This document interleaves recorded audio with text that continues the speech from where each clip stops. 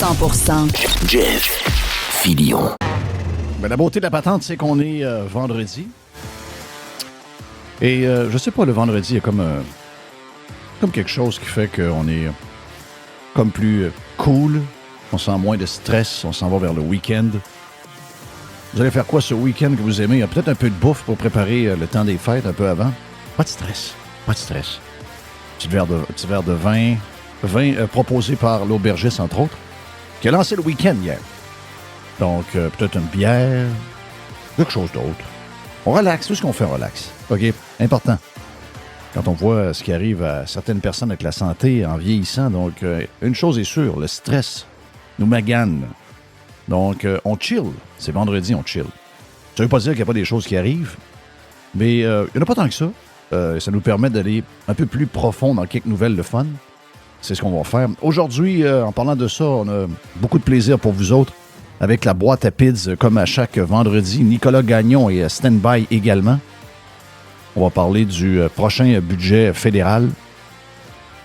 Et on a un lab avec Mr. White. Et c'est un lab spécial, parce que j'ai fait un tweet cette semaine avec l'intervention qu'on a fait avec Joe Hamel sur le devoir que nous avons de se rappeler à chaque temps des fêtes ce que le gouvernement du Québec et le gouvernement canadien nous ont fait subir pendant la COVID. Donc, on a un spécial qu'on doit se souvenir. Donc, des audios des dernières années pendant cette période complètement folle.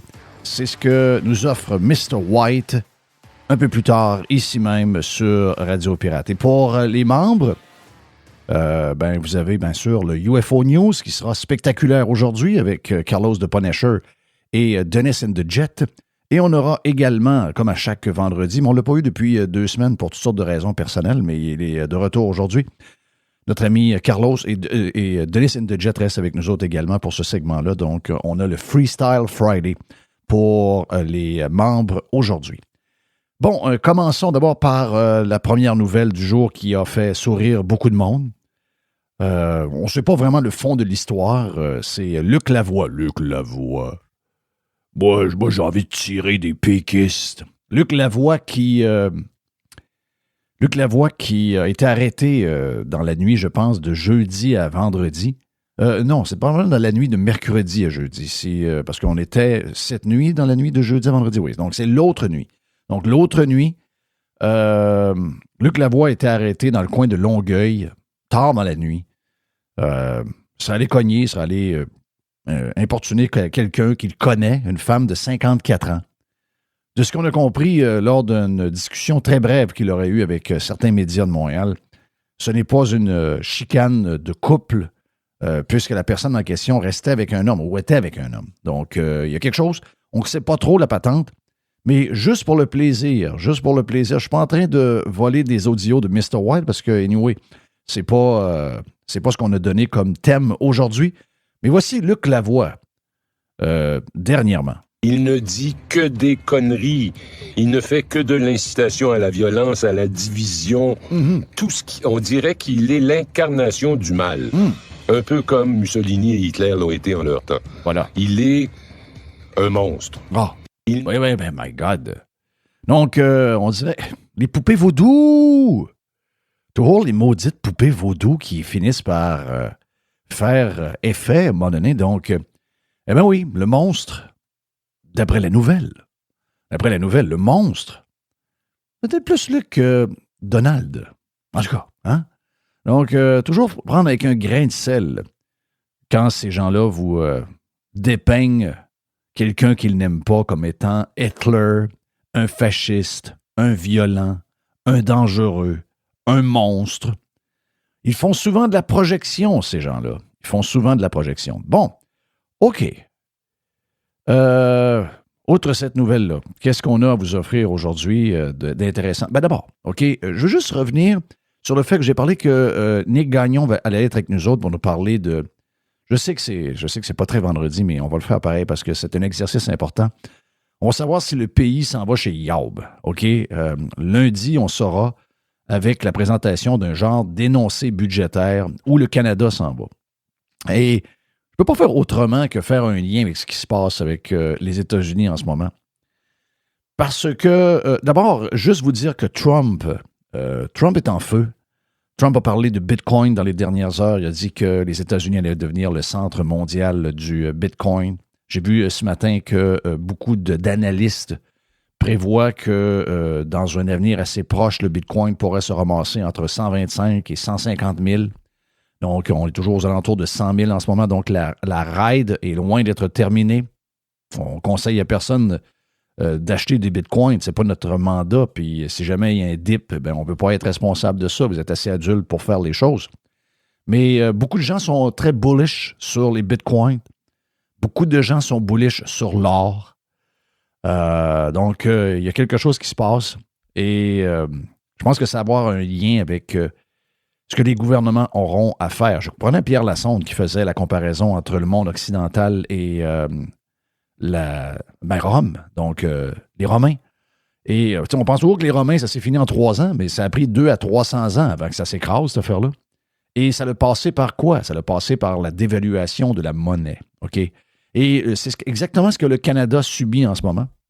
Donc, si vous voulez être protégé d'inflation, c'est très personnel ce que je vous donne là. Ça ne vient pas de Jerry qu'il faut faire une boîte dans quelques instants. C'est très personnel et je n'ai pas de licence de rien. Donc, ce que je vous dis là, c'est très personnel et je ne suis pas en train de vous conseiller de rien. Mais quand on regarde ce qui se passe et l'annonce qu'on aura lundi et ce qui se passe parallèlement aux États-Unis qui va aller complètement dans l'autre sens, je suis un peu inquiet, pas mal inquiet pour le Canada. Je pense que le seul moyen de sauver le Canada dans un moyen et long terme, ce sera d'annexer le Canada aux États-Unis. Moi, je ne vois pas ça comme étant une joke. Je vois ça comme une genre de fin qui sera un nouveau commencement parce que le Canada ne sera pas capable de suivre. Et ce qu'on aura lundi comme chiffre va nous montrer pourquoi le dollar est si faible. Et si j'étais vous, sans faire aucune recommandation, je commencerai à mettre des affaires quelque part pour être sûr que vous n'êtes pas en train de devenir plus pauvre. C'est le plus grand des scandales. OK? Je disais cette semaine qu'on essaie de rattraper tout ça en augmentant les salaires de manière démesurée. Quelque chose qu'on vous a parlé régulièrement ici. Et là, maintenant, les médias traditionnels sont en train de sauter sur ce sujet-là. J'ai vu ça dans la presse il y a à peu près 24-48 heures. On est très inquiet de voir que les salaires qu'on donne, entre autres aux employés de l'État et tout, risquent de se transformer en inflation. Donc, on est en train de se courir après la queue. Et ça fait des choses qui sont très dangereuses. Entre autres, on le sait pour l'habitation. Je voyais des chiffres. Aujourd'hui, un genre de tableau qui nous montrait tous les marchés d'Amérique du Nord sur le salaire et le coût moyen d'une propriété. Vous n'êtes pas surpris de savoir qu'en Amérique du Nord, ce n'est pas la Californie qui est le plus cher en fonction des revenus que vous avez, mais c'est bel et bien Vancouver et Toronto. C'est freakant. On est sur la mauvaise voie. Et ce qui est le plus freakant, ce n'est pas le prix des maisons. Oui, il est très élevé. Mais c'est les revenus qu'on a pour se payer ces maisons-là. Montréal est dans le top 6. Et ce n'est pas à cause de la valeur de la maison que Montréal est dans les top places où c'est dur de s'acheter une maison. C'est en fonction des revenus qu'on a. Imaginez-vous, en plus, on est fiscalement complètement déculotté par nos 2 gouvernements. Donc, il y a quelque chose qui brouille, qui bouillonne en ce moment, qui est très, très, très malsain. Et ce qu'on va voir lundi, probablement que ça risque de confirmer ce qu'on pense. Moi, si j'étais... en tout cas, c'est ce que je fais de mon côté. Vous ferez ce que vous voudrez, mais actuellement, je fais des choses pour protéger ce que j'ai. Il y en a qui vont dire, je vais mettre de l'argent, si j'ai peur d'investir, je vais aller mettre mon argent dans une boîte puis je vais la crisser en dessous de mon lit. Pas une très bonne idée parce que vous allez vous appauvrir à chaque jour dans le chemin qu'on a choisi, que le Canada a choisi. C'est quoi le chemin que le Canada a choisi? Il a choisi de dépenser, il a choisi d'imprimer du cash, il a choisi de s'endetter, il a choisi de taxer ses citoyens, de taxer ses entreprises, de prendre l'argent des pauvres, donc des gens comme nous, et de la donner à des institutions plus riches que nous, beaucoup plus riches que nous, pour faire des patentes de batterie, des milliards qui revolent, qui est l'argent de vous, des petites PME, des petites entreprises qui travaillent fort. Donc, les gouvernements ont décidé, ils ont choisi il y a longtemps ce chemin-là, et ils continuent de le faire. Et ce que ça fait, c'est que, on s'en va dans un chemin qui est un chemin, c'est le chemin de croix, là. C'est le chemin de la mort. On ne peut plus continuer. Le Québec, actuellement, a son plus gros déficit de l'histoire à 11 milliards. L'an prochain, plus de 9 milliards. La dette a explosé dans la dernière année. On peut faire la même chose. On a doublé la dette en quelques années seulement. En 4 ans, au Canada, doublé la dette. Ça nous coûte maintenant 58 milliards rembourser les intérêts sur la dette.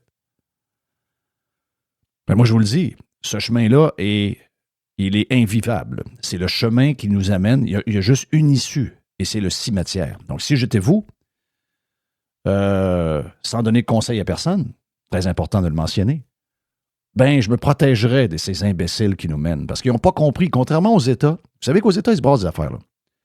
Trump voit beaucoup de monde. Beaucoup de monde. Il a invité le président de la Chine à son inauguration.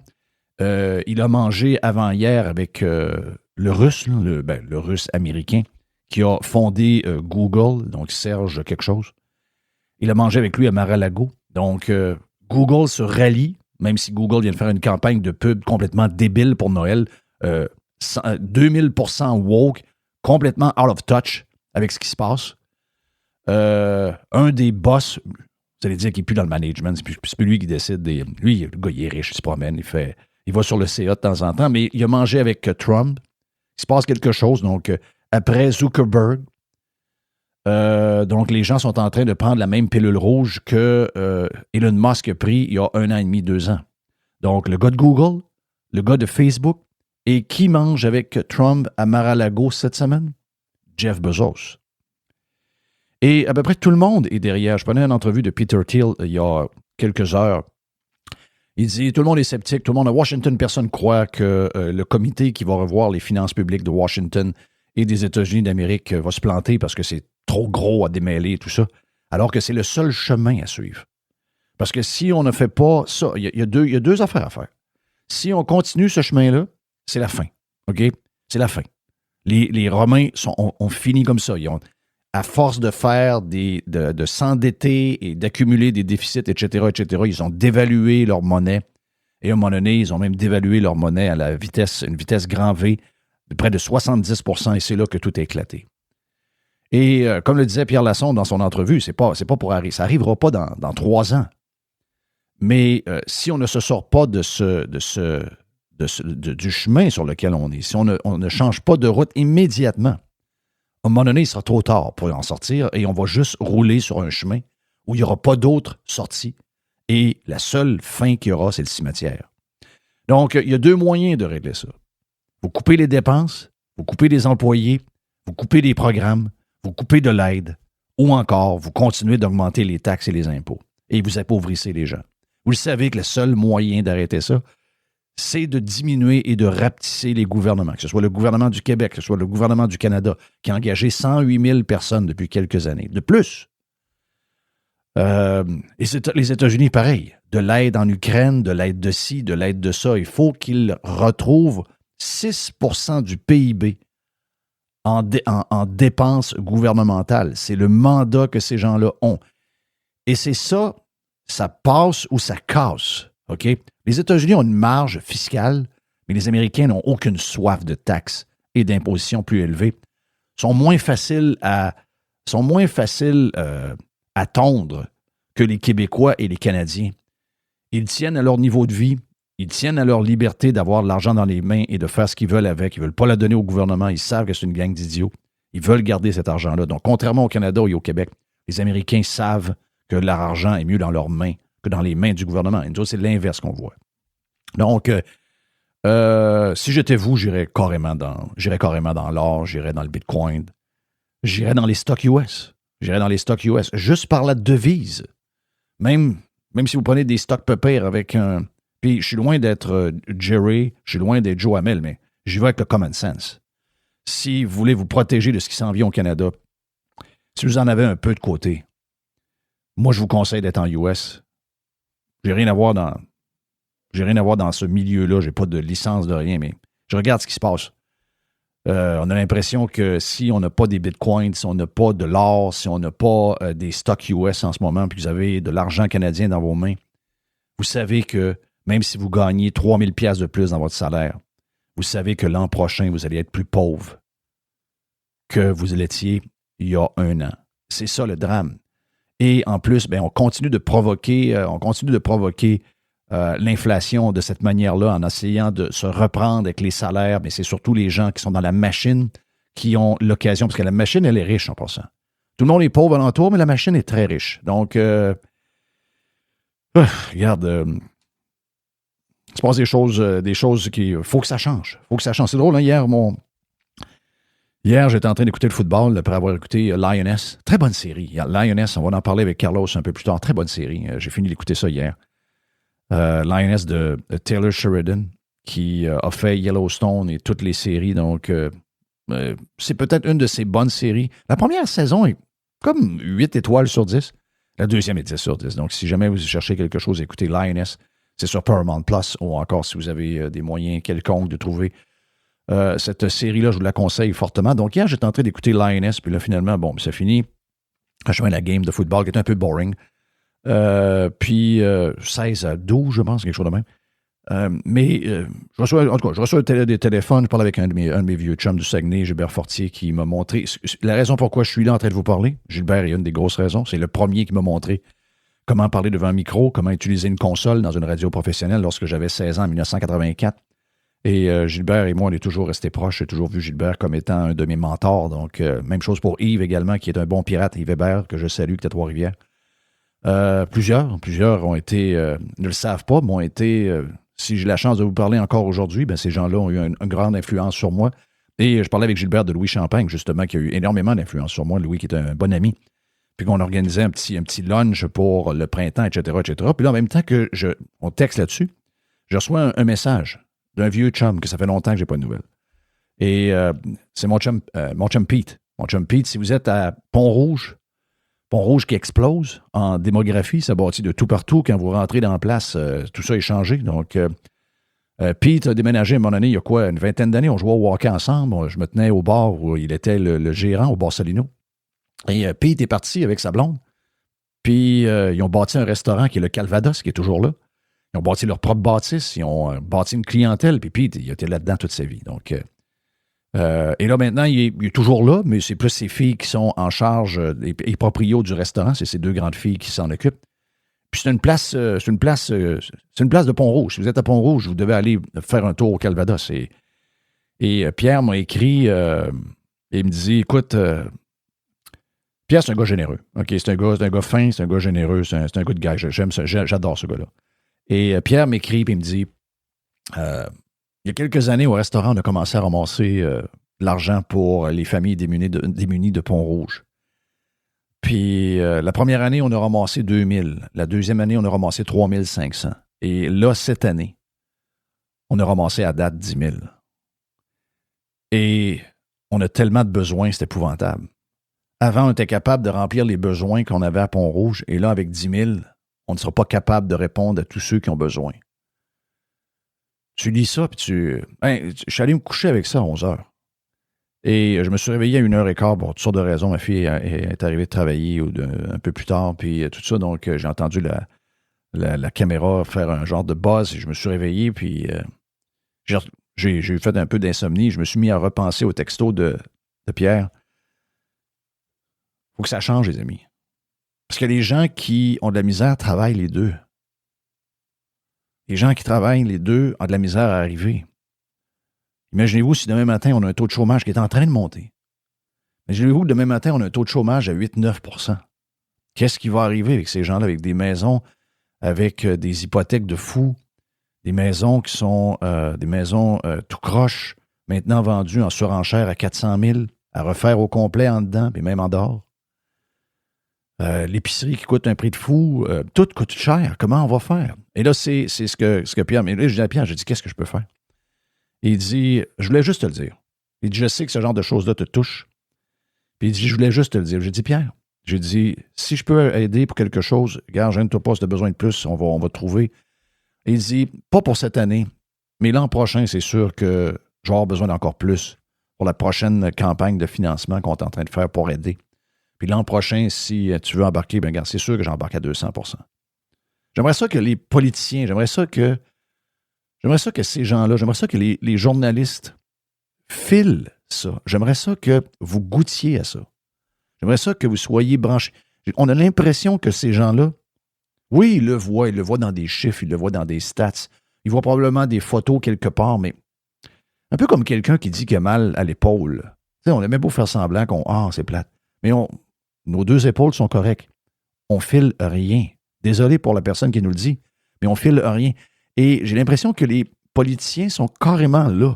Ils filent absolument à rien de ce qui se passe actuellement, où les gens travaillent, on donne des augmentations de salaire.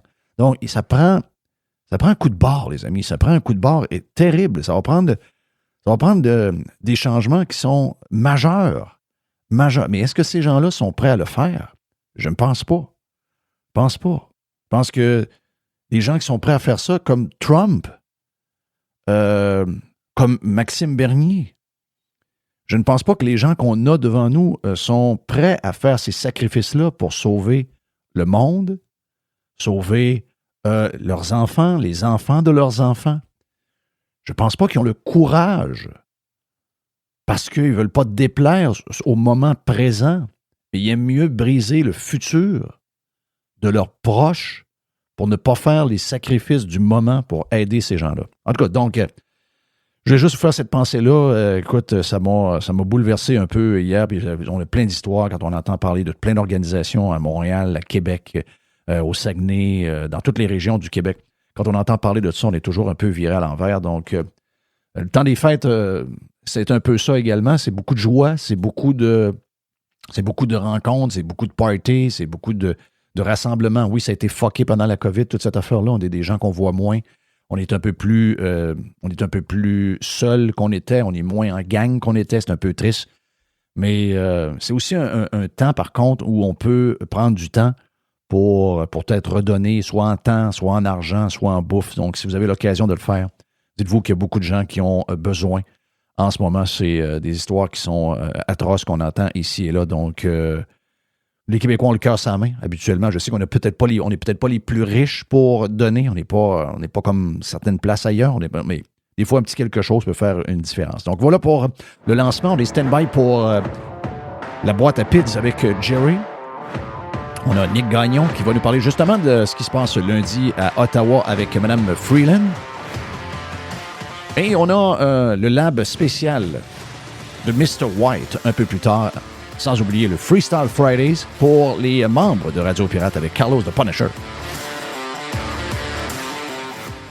Online. Worldwide. Radiopirate.com. Radio Pirate. Radiopirate.com. Il y a une petite boîte. Il y a une petite boîte. Il y a une petite boîte. Il y a une petite boîte. OK, on est prêt pour la boîte à pids du vendredi. On a mis Jerry. Oui, la boîte bizarre. La boîte. Toujours de la faire mélanger. C'est une boîte qu'on aime. Ben, c'est la boîte, justement, de... T'écoules ton stock, puis t'arrives le vendredi, il reste des croûtes dans le fond de la boîte, des affaires. Un peu de pepperoni, un peu de sauce là, séchée. Mais quand même, des fois, il reste une pointe. Des fois, il reste une belle pointe. Et la belle pointe, t'as pointe, puis t'as mis au micro-ondes. Là, tu dis, elle n'est pas pire. Ou t'as mis un petit peu, tu sais, dans une poêle avec un couvert. Tu chauffes ça, juste une petite affaire, tu lui donnes un petit croustillant, puis là, elle vient parfaite. Là, la pizza, on ne jette jamais ça. Il faut toujours sortir ce qu'on a en banque. Hey. Il nous en a pas resté hier? Non, hier, notre pizza est disparue. Tout a été mangé. Est-ce qu'avec Uber Eats, est-ce que ça vous revient pas mal plus cher? Comment ça marche? Non, je te dirais Parce que moi, chaque fois que je prends Uber Eats, on dirait que j'ai reçu un email avec un genre de 5-10$ de rabais, puis ça me revient quasiment au même prix. Là. Mais des fois, si tu n'as pas de promotion, c'est-tu pas mal plus cher? Ça m'a coûté environ 5$ plus cher que normalement. OK. Puis, en fait, compte, c'est un peu le type d'Uber, là, si on veut. Là. Mm-hmm. OK. C'est pas pire. Mais quand t'es mal pris, c'est ça l'affaire. Quand t'es mal pris, tu veux te faire livrer. Tu as fait notre affaire. Écoute, on était ici, là, on avait l'ouvrage en il faisait pas beau. Il faisait pas beau, en plus. Il pleuvait. C'était incroyable. Hey, ça, c'est une histoire. Hein. Tu sais, on parle d'intelligence artificielle qui va faire partie de nos vies. C'est commencé. Puis j'ai vu justement j'ai mis sur mon X, j'ai mis un bout de film. C'est un bout de film qui doit durer à peu près, je sais pas, 2-3 minutes. C'est un exemple de ce que l'intelligence artificielle peut faire par rapport au cinéma. Chef, c'est incroyable. C'est inimaginable. On va avoir des films complets faits avec l'intelligence artificielle. Là. Puis les personnages, là, c'est à peine si tu peux voir si c'est un personnage réel ou... Ben, on a parlé vendredi passé un peu avec Alex. Ah oui. Quand on a parlé on a parlé de ça. On a parlé de l'intelligence artificielle. Puis on a parlé... J'ai dit à Alex, est-ce que tu penses que l'industrie du jeu est aussi dans le trouble? Parce que puis l'industrie l'industrie montréalaise des effets spéciaux, oui. Est-ce qu'ils sont dans le trouble avec l'intelligence artificielle? Et Alex a répondu, oui, ils sont dans le trouble. Et qu'est-ce qu'on a appris hier? On a appris que, je pense que c'est Warner Brothers qui a un bureau à Montréal. On sacré du monde dehors, une bonne batch de monde dehors. C'est sûr. C'est sûr que ça va arriver, là. Mais je lisais un article, pas pire, c'est une gang, je pense que j'ai pogné ça sur un site de geek là, américain. Tu sais, des fois, j'aime ça voir les nouvelles affaires qui s'en viennent, des patentes. Puis là, je voyais que Google veut révolutionner les prévisions météo. Eux autres, ils ont sorti... Comme leur annonce de Noël? Non. Non, pas comme l'annonce de Noël. Est-ce que vous avez vu les annonces de Noël de Google? Oui. OK. Ça marche pas, là. Ouais, moi, je suis écœuré de ça, Nasty, là. Il va falloir que ça finisse. J'étais sûr que c'était fini, là. Moi aussi. Y a-tu quelqu'un qui va comprendre dans les départements de marketing que ce genre de patente-là vous calisse dans le trouble sur les réseaux sociaux? Le monde se moque de vous. Ça vient d'arriver avec Jaguar. Jaguar est une marque qui est scrap de par la campagne qu'ils ont faite avec la gang de comment ça s'appelle ça, là, les affaires de couleurs, là, les bonhommes qu'on avait, là, pas les Shibuki, là, mais les... c'était quoi, là, la gang les gars de Teletubbies, là? Ah, les Teletubbies. On dirait une gang de Teletubbies. Oui. Oui, un noir avec une patente, comme une flotte pour aller dans la piscine alentour de lui avec un genre de legging rose. C'est quoi ça? Une blonde de 400 livres avec un genre de... c'était quoi cette affaire-là? Tous les groupes. Le seul but, c'est d'essayer de nous faire croire en prenant des gens qui sont des gens marginaux et essayer de nous faire croire que la société, c'est ça. Le monde vous a dit non. Non. Ils vous ont dit non au début novembre avec Trump. Vous êtes Google, what the fuck?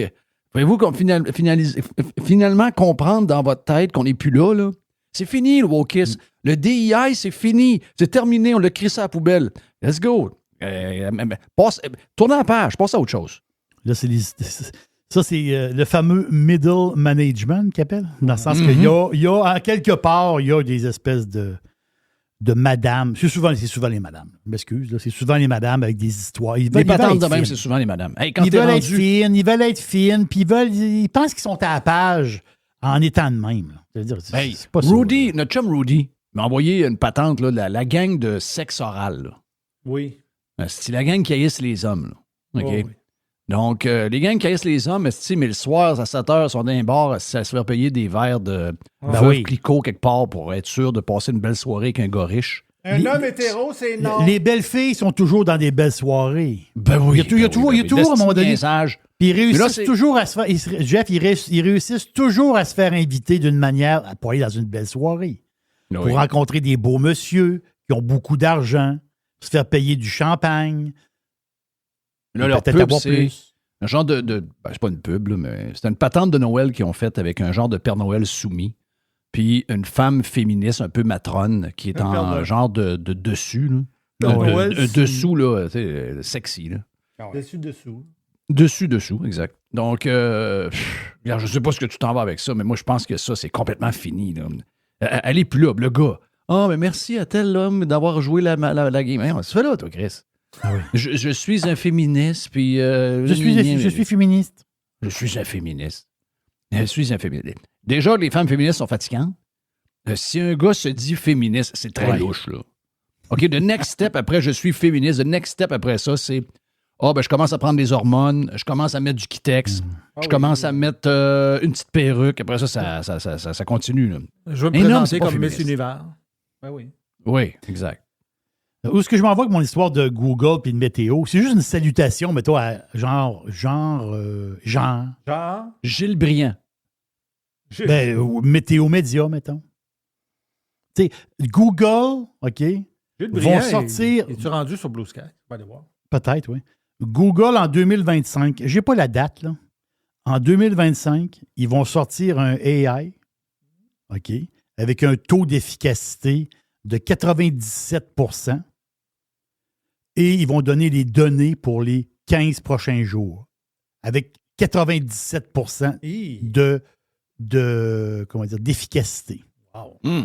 Ils ramassent l'algorithme ils ramassent tous les algorithmes, tout ce qui a rapport à la météo, tout au complet, de A à Z, depuis 50 ans. Après ça, ils vont faire des bulletins météo. Tu vas avoir une app spéciale de météo Google, efficace à 97 % pour les 15 prochains jours. Bonne chance à tout le monde. Salutations. Oui. Bonne chance. On a été ravis de vous utiliser. Bye. Christophe de tabarouette. Là, il va falloir mettre... C'est sûr que les matantes puis les mononcles qui écoutent salut, bonsoir, bonjour la fin de semaine, là, il va faire beau aujourd'hui. Parce que ça va toujours rester. Là. Mais je veux dire, en gros, ça va rester jusqu'au temps qu'ils partent. C'est ça, jusqu'au temps qu'ils partent. Oh, voilà, oui, exactement ça. Hey, je défile mes patentes. J'ai plein de patentes dans la boîte à PIDS. Apple va sortir... Tu sais, Apple, les téléphones sont chers. En réalité, les téléphones sont chers. Les gros téléphones, les bons téléphones, les téléphones qu'on aime, ils sont chers. Les téléphones qu'on veut sont chers. Mais tu sais, Apple a un téléphone, c'est le iPhone SE. C'est comme le bas de gamme d'Apple. Qui se vend présentement. En dollars US, là, il est à 3,99, je pense, en US. Ici, au Canada, tu vas sur apple.ca, pas tant de choses. Le SE d'entrée de gamme, le petit SE avec la petite mémoire, pas tant de choses, là, il est à 5,79. Donc, 400 US, 5,79. À peu près ça. Là, la face, c'est qu'Apple vont sortir un SE dans les premiers mois de 2025. Le téléphone, bon, il va être upgradé un peu. Je parle pour quelques affaires, mais il va rester le même prix. Hein?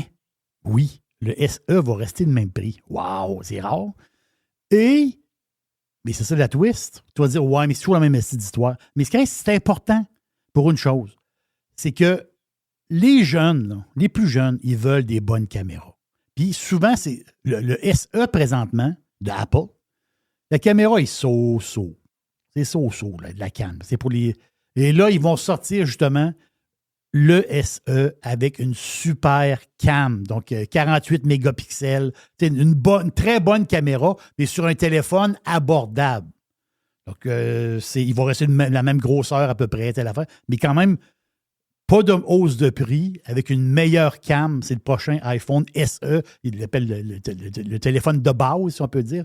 J'ai trouvé ça le fun qu'ils ne montent pas de prix. Parce qu'il y a du monde, Christophe, ils ont besoin d'un téléphone, puis ils n'ont pas une tonne de fric. Fait que quand tu l'échelonnes sur 2 ans, ça fait pas si gros que ça. Je suis tombé sur une affaire drôle. Là, c'est une affaire du dôme. On est purement dans le dôme. Là. Les sujets les plus googlés des Québécois en 2024. Et si boire. Donc, il y a 2 choses. OK, il y a 2 choses. Il y a les sujets, puis il y a les personnalités. Bon. Okay? Dans les sujets, il y a l'Euro 2024. Donc, la patente de soccer. Par les Québécois? Oui. Voyons donc, c'est quoi ça? Euro 2024, c'est le sujet le plus googlé des Québécois. C'est pas vrai pas tout, ça. Non, moi non plus, je crois pas à ça. Élection américaine. 0-0-0. Élection américaine en 2e. Ça se peut. Éclipse en 3e. L'éclipse, comme dirait mon oncle. L'éclipse. Ça fait jaser beaucoup, l'éclipse. Beaucoup de recherches sur l'éclipse. Beaucoup d'aveugles. Plein d'aveugles. Ah, il y a plein d'aveugles, plein de caves aveugles. Il y en a combien d'aveugles, finalement? Il n'y en a pas un calice. Les Jeux olympiques en 4e position et l'ouragan Milton en 5e position. Ça, c'est les plus googlés. Mais moi, c'est des personnalités. Ouais. La personnalité... Mais l'euro, je crois, 0 à ça. Ben, moi non 0, plus. 0, Tu 0. sais, Est-ce que ça a attiré tant que ça? Je sais pas, moi non plus. J'ai aucune idée. J'ai aucune idée. Quand tu vas dans la rue, là, mettons, tu questionnes 100 personnes, c'est quoi l'euro, là? D'après moi, il y en a Ouais, une c'est ça. Une gang, ça pas c'est quoi, là. Il y en a une gang qui pense. Et c'est qui les personnalités, Jerry? Ah ouais, vas-y, j'ai hâte de t'entendre. J'ai monté mon crayon. T'as ton crayon. La vais les prendre personnalité, en la personnalité la plus googlée au Québec en 2024, c'est Guillaume Lemay-Tivierge. Ah, oui, ça se peut. Pourquoi? Mais il est, Ben, il est où, Guillaume? c'est ça. Il est arrivé toutes sortes d'affaires, Guillaume, là, l'affaire de OK, je me l'arbre, rappelle plus, là. Il est arrivé quoi? Ben, Je me rappelle l'histoire du vaccin, là, mais il est arrivé quoi après? Il y avait une affaire d'arbre, là, où c'était marqué un mot sur un arbre qui n'avait pas rapport. Ah, ouais. OK, ouais. OK. L'histoire de l'arbre. Donc, c'est... Mais Tivierge, il est où présentement? Ben, moi, d'après moi, il fait du parachute de temps en temps, puis c'est avec sa blonde, je sais pas trop. Ah, mais c'est incroyable, pareil. C'est-à-dire, c'est le... D'après moi, c'est le... Ça se peut-tu c'est quasiment le Québécois le plus connu? Ah, ça se peut. Et ce gars-là, il travaille pas, Oui, il n'y a pas mais de... ouais, mais il a été cancellé. Mais il était cancellé, Jeff. Il était cancellé, Christophe. T'as un show de personnes déguisées en poule à TVA le dimanche soir. Ça veut dire, ça dérange pas bien, là. Il est animateur de ça, là. Il est cancellé. Masqués, Arrête, Jerry, il est cancellé. Ils l'ont cancellé. Christophe. Il annonçait des. C'est quoi la compagnie, lui? C'était-tu Hyundai? Ouais, C'est Hyundai, oui. Ça, c'était Ça, c'était avant. OK, c'était avant. Ça, c'est l'histoire du vaccin, Hyundai. Oui, c'est ça. Mais l'histoire de l'arbre, là. Ce gars, Tivierge, il est cancellé pour toujours, ce gars-là. Il est mis de côté pour toujours. Oui, Oh. oui. Parce qu'il a eu une chance, puis il a récidivé, tu comprends? Ouais. Puis déjà qu'il y a eu une chance au Québec parce qu'il fallait que ce soit dans la bonne gang. Là. Parce qu'il aurait pu le canceller ever la première Moi, fois. je comprends. Tu sais, il y a eu une deuxième chance, puis là, ben, il a fauté encore. Moi, je m'en crisse, là. Je veux dire, je te parle pour le dôme. C'est plate, mais c'est le même. Donc, il est fait, lui, là. J'espère qu'il a ramassé assez d'argent. J'espère qu'il est indépendant de fortune. Parce que s'il ne s'organise pas par lui-même, s'il ne porte pas quelque chose par lui-même, c'est fini. Il n'y aura plus d'œuf. Terminé. C'est triste. Ben oui, Mais triste. c'est le même que ça marche. C'est le même que ça marche dans une genre de tribu comme la nôtre. Du jour au lendemain, tu passes de king, de grand héros à grand zéro. Pour à peu près rien. Place de fou, c'est-tu. La deuxième personnalité la plus googlée au Québec, c'est Donald Trump. Ah, de barnage. Ça, c'est notre petit côté. Hey. On l'aime pas, Trump. Non, c'est pas ça pas tout.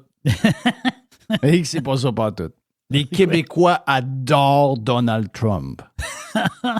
Mais ils Moi, veulent je pas le suis dire. certain que 75% des hommes Ah, j'en suis convaincu, moi. adorent Donald Trump. Ils ont juste peur de leurs femmes, Chris.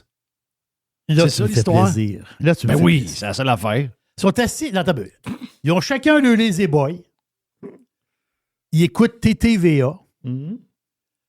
La matrone à jase, puis elle dit Ah, Trump, il est pas Trump, il est pas poli, puis Il est regarde pas Trump, fin, qu'est-ce qu'il il est fait? raciste. Regarde qu'est-ce qu'il fait, puis ils l'ont dit, elle ajoute. Il était Oui. pas fin. Là, le gars, il Puis là- dit « Asti, mais ça là- m'énerve. Chris, ça m'énerve. Là, le gars, il dit Elle va-tu se fermer? Puis pas juste ça. Lui, il veut pas argumenter avec. Là. Regarde, Et là, je vais l'histoire- te faire une image. Mon feeling, OK? Surtout dans l'histoire des vieux, là, de 65 ans et plus, qui sont plus conservateurs, puis qui vont voter bloc, puis qui vont... On l'a vu dans les sondages, et qui est enragé de même? C'est les femmes. Et les hommes le sont moins, mais ils le sont aussi. La majorité de ces gens-là vont voter bloc parce que les femmes votent bloc. Tu comprends? Je sais pas qu'est-ce qui est arrivé à ces gars-là. Ils ont perdu le chenol. C'est-tu parce qu'ils se sont fait pogner à tromper leurs femmes à l'âge de 35 ans, 40 ans, puis ils payent pour ça pour le reste de leur vie? Je le sais pas. Mais les gars de cette génération-là, c'est la bonne femme qui décide pour qui on vote. On vote pour tel. C'est clair? Puis là, oui, chérie, on va se voter pour elle. Mais Chris, même pas assez de guts pour aller dans la chose pendant patente en cachette, voter pour un autre, puis faire semblant qu'il a voté pour. Tu comprends? À l'envers de la campagne qu'on a vue des démocrates sur Trump. Puis, c'est ce que je pense. Je pense que ces gars-là, s'il y avait des chenolles, ils diraient à leurs femmes, regarde, je vais prendre l'exemple de moi, OK? Moi, probablement qu'aux prochaines élections fédérales, ma blonde va voter conservatrice et moi, probablement que je vote pour Maxime Bernier. À 95%, je vote pour Maxime, OK? Pour des raisons de valeur. OK, je suis bien content de voir les conservateurs prendre le pouvoir. J'ai hâte de voir Trudeau coller le camp. Mais vous connaissez mes valeurs. Je veux dire, mes valeurs, ils s'enlignent directement avec celles de Maxime Bernier. Je ne peux pas aller contre mes valeurs. À l'âge que je suis rendu, je ne fais plus d'histoire. Là. Moi, je vote avec les gens qui ont mes valeurs. Puis, mais dans cette gang-là, ils sont pas de même. Non. Ils sont comme pas de même. Ils ont comme peur de leurs femmes. Ils ont peur de leurs femmes. Et si, au contraire, OK, mettons que le gars, il a 70 ans. Ça fait 5 ans, ça fait 8 ans qu'il entend bonne femme chialer sur Trump. Ah, il n'est pas poli, il est pas gentil avec les madames, il est pas... Là, la bonne femme fait une crise de cœur. OK, elle fait une crise de cœur dans la cuisine. Oui. Bon, appelle l'ambulance, elle patente, ah ouais, donc, bonne femme, il y a un zipper, puis une patente jaune, mais merci, bonsoir. Le gars, avant d'aller faire la première épicerie tout seul, il va chez Walmart, puis il s'achète une calotte rouge. C'est marqué dessus « Make America Great Again ». Là, il se libère. Yes. Puis je me demande si au salon funéraire, il l'a pas sa tête. J'aime ça OK? aussi, j'aime ça. C'est pas pour rien que... C'est pas pour rien. Là. On fait un grand détour, là, mais c'est pas pour rien que le nom de Donald Trump est le deuxième nom le plus googlé au Québec. Là. Il y a beaucoup de gens qui l'aiment en cachette. Beaucoup. Un des grands mystères, puis moi, j'étais un enfant de la restauration. Là. Ça, il y a un petit bout, moi, j'ai jamais compris. C'est que tu as un couple, sont ensemble, ben, une couple, personne plus âgée un peu. Puis là, le serveur prend la commande, puis là, la madame a choisi une entrée. Je vais prendre un cocktail de crevettes, puis après ça, je vais prendre un spaghetti sauce à la viande. Puis là, le gars, il dit, ben moi, je vais prendre une salade César, puis je vais prendre un rotini aux crevettes. Puis là, la madame a dit, mais je pense que tu vas pas aimer ça, un rotini aux crevettes. Le gars, il dit, pourquoi j'aimerais pas ça? Il dit, je vais prendre ça, moi, un rotini aux crevettes. Il dit, la sauce, c'est une sauce rosée qui vient avec ça, puis c'est gratiné. Puis là, la madame a dit, ouais, mais gratiné, elle dit, d'habitude, t'aimes pas ça quand il y a trop de fromage. Le gars, il dit, y a-tu beaucoup de fromage? Il dit, oui, mettez-moi un peu moins de fromage. Elle dit, t'es sûr que tu veux prendre ça? Tu veux pas prendre d'autres? Chris, vas-tu me laisser commander? Vas-tu me laisser commander, esti? Oui, c'est boire. Maudit calife. Anecdote de restaurateur. OK, c'est une affaire vraie. Non, oui, c'est vrai. C'est vrai. C'est même à semaine longue pendant 40 ans. Là. C'est plus que vrai, là. C'est plus que vrai, là. Non, c'est très vrai, là. Tu manges ça, toi? Ah, oui, tu manges ça. Moi, c'est ça. Tu manges ça. Tu vas pas... T'es sûr que t'aimes ça? Ouais. Laisse-moi aller. Ou genre, une madame rentre dans ton char, t'es en train d'écouter du country, puis elle dit... Elle s'assoit, puis au lieu de dire bonjour, ça va. Première chose qu'elle dit, c'est t'écoutes du country, toi. Oui. Histoire vécue. Oui, histoire vécue.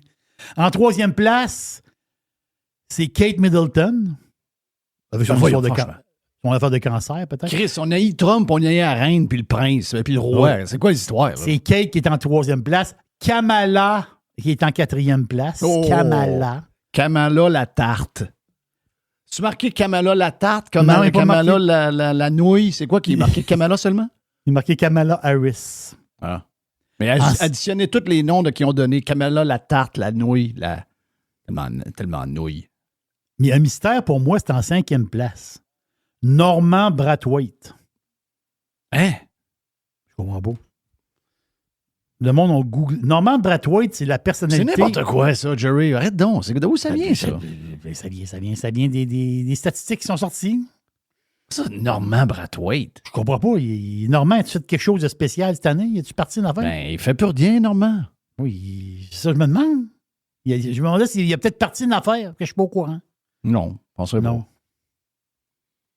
Le good guy, Norman. Un gars fin. Oui. Pas gentil. À part ça, qu'est-ce qu'il y a dans la boîte à pizza? Ça, c'est une histoire spéciale. je ne sais pas où ce que ça va aller. On s'en doute un peu, mais il y a des affaires bizarres là-dedans. Parce que l'autoroute métropolitaine à Montréal, OK, il y a 11 km et demi qu'il va falloir arranger. Parce qu'on sait que l'autoroute, elle passe par en haut.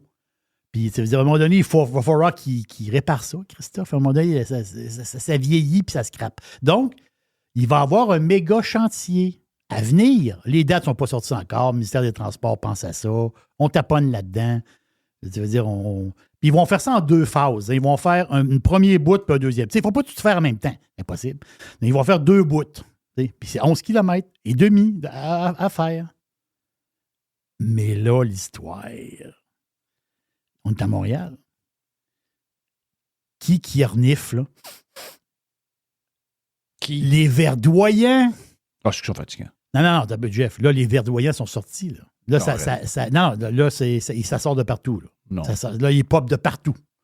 Là, les verdoyants veulent avoir une route au sol. Ils veulent plus que ce soit en haut. Parce que ça fait une barrière dans la ville. Ils veulent avoir une route au sol. Ils veulent avoir un boulevard urbain. Ils sont malades dans la tête, là. Avec de la végétation, des sentiers urbains et des pistes cyclables. Non, on a le droit de les envoyer chier, pareil. Passez à ça 2 minutes, là. Métropolitain à Montréal, qui va être rénové, va devenir un boulevard urbain. Ça va être bouché jusqu'à Berthier, là. Quelle bosse! On va faire comment pour rentrer à Montréal? Oublie ça, là. Oublie ça, ils n'ont pas compris. Ouais, mais dans les greens, tout ça remarqué, c'est toutes des 100 maths, c'est toutes des caves. C'est des pures caves. C'est des genres de petites boîtes d'émotions qui rêvent à un monde imaginaire qui n'existe pas. Là. C'est des sautés dans la tête. Alors, le projet de métropolitain... Vous n'êtes pas obligé de les écouter. Là. Non, c'est ça, mais... le projet de métropolitain, oui, il faut réparer ça, oui, il faut arranger ça, mais tasse les greens de là au plus sacrant. Il ne faut plus en entendre un. Tasse ça de là, là. Non, c'est quoi cette histoire-là? Mais ça travaille fort. Ils sont tous sortis, là. Ça même mère, ils sont tous sortis, là, un arrière de l'autre. Ils ont toutes sortes de projets spéciaux, des patentes. Hey, je continue mes affaires. J'ai mis une vidéo encore sur mon X, parce que c'est une vidéo que j'ai aimée beaucoup. C'est capoté pareil. Le Service fédéral de sécurité russe. C'est un genre de SWAT russe à Moscou.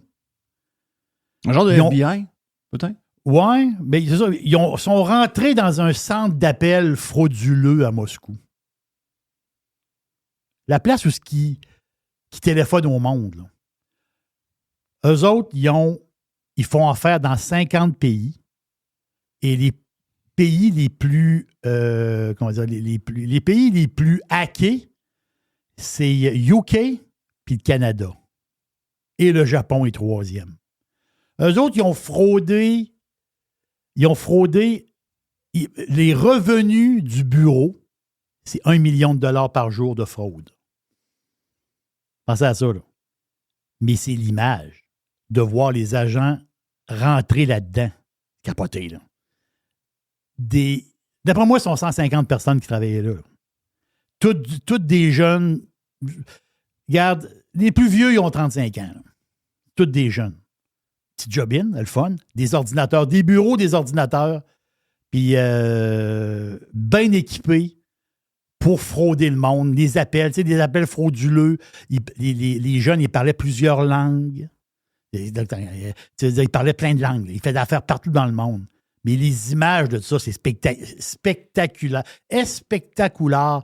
Les gars qui rentrent dans le bureau, les flots, les ordinateurs, tout leur vol, c'est capoté en tabarouette. Là. Ils ont pogné du monde. Toute sa gang-là, les autres sont dans la merde dans tabarouette. Je ne sais pas ce qui va se passer avec ça.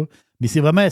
C'est un des bons vidéos de la semaine, vraiment, si vous tombez là-dessus. L'autre affaire, je ne sais pas si il me semble qu'on n'a pas trop entendu parler, mais c'est sorti cette semaine, ça. La fameuse lettre commune des détaillants. Il y a 22 détaillants au Québec, des magasins, qui se sont assemblés. Okay? Là-dedans, tu as l'Aubainerie, Mode Choc, tu sais, des magasins de linge. Là. Il y en a plusieurs. Ils sont 22. Donc, il y a un genre de conseil québécois du détail. Là. Ils se sont mis ensemble. Et la gang contre Shein, puis tout ça, là? Ben oui. Les autres, ils ont envoyé une lettre. Les autres, ils ont communiqué avec Ottawa. Ils ont envoyé... Eux autres, ils veulent que Shein, donc Shein, et Temu, ils veulent... Ils disent, on ne peut plus compétitionner avec eux autres. Tu sais, la chemise à 9 piastres. Bonne pub pour Shein. Oui, la paire de jeans à 15 piastres, les affaires, les bébés, le linge pas cher. C'est surtout le linge. Le linge pas cher. Eux autres, ils se disent, puis ça, c'est la recommandation qu'ils font au gouvernement à Ottawa. Ils disent, on ne peut plus compétitionner avec ces sites-là. Là. Non, il faut nous aider. Et on a une idée pour nous aider. L'idée du bonus-malus. Hein? Je sais pas si ça vous dit quelque chose. Bonus-malus. C'est ce qu'ils ont fait en France. 5 piastres par commande. Voilà. Bonus-malus. C'est les bonus-malus. Donc, le consommateur, en passant la commande, OK? J'ai compris. Moi, mettons ma blonde est sur le site web de Shein, puis là, elle se commande une jupe, puis elle se commande une chemise. Elle ferait sa commande. Quand elle arrive pour payer, boum, dans le bas, il y a un genre de bonus-malus.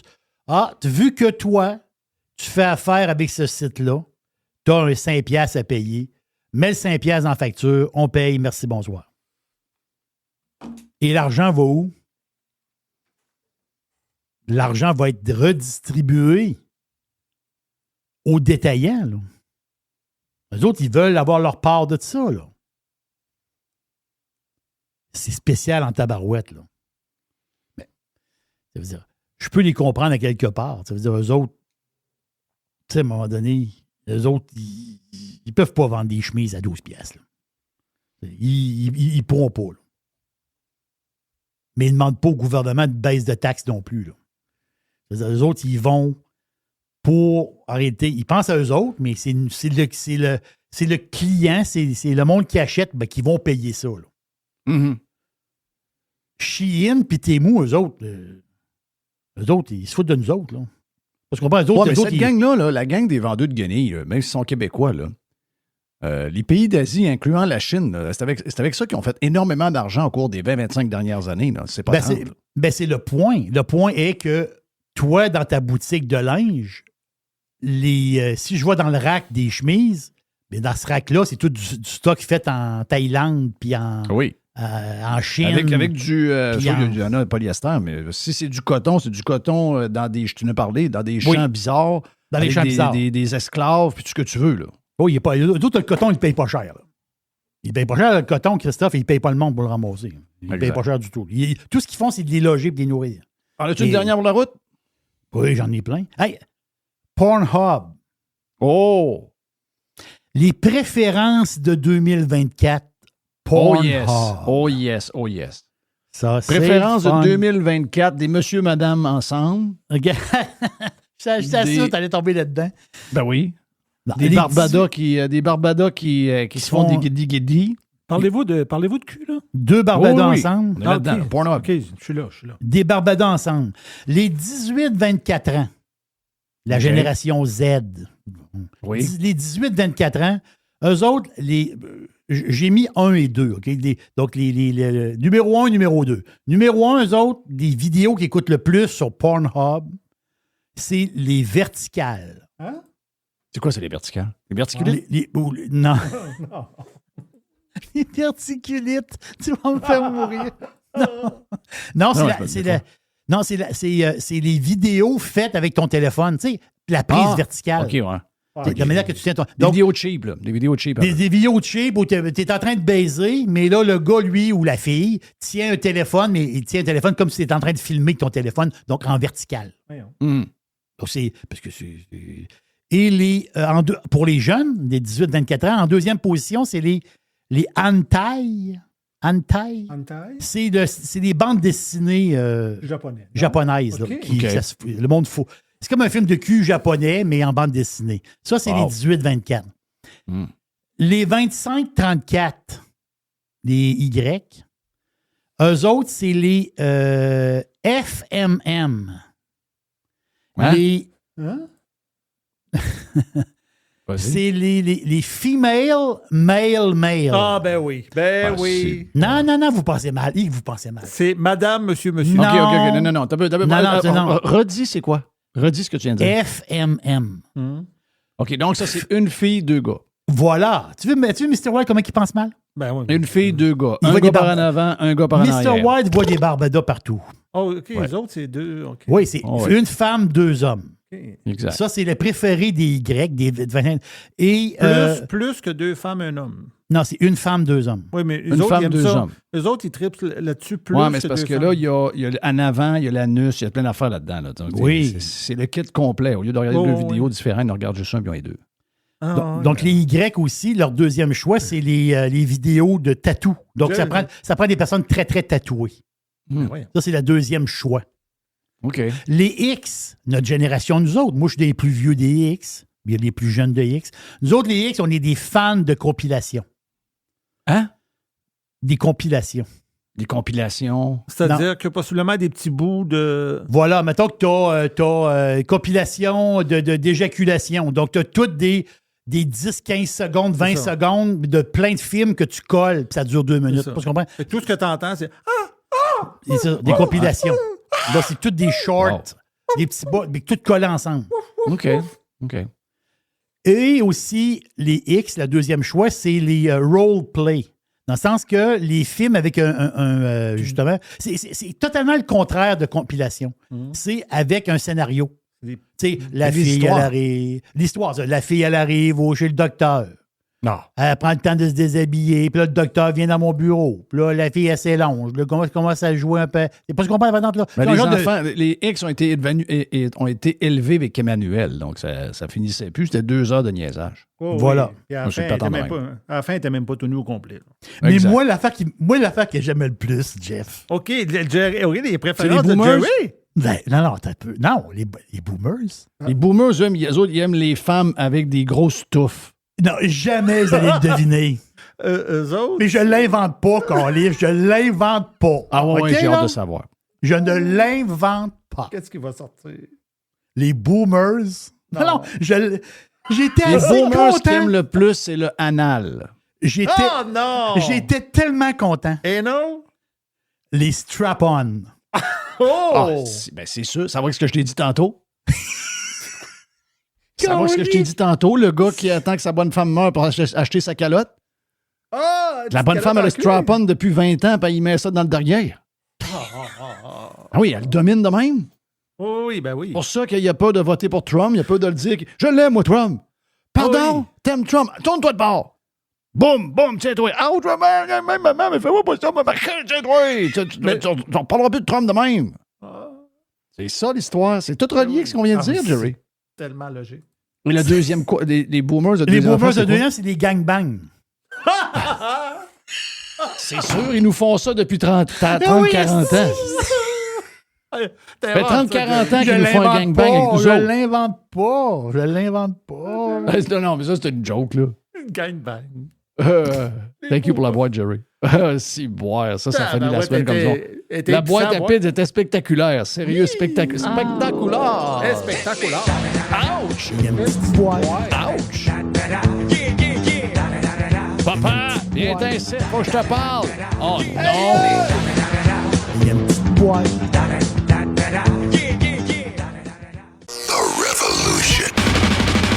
Radiopirate.com. Évasion. Révolution. Domination. Radio Pirate. Spread the word.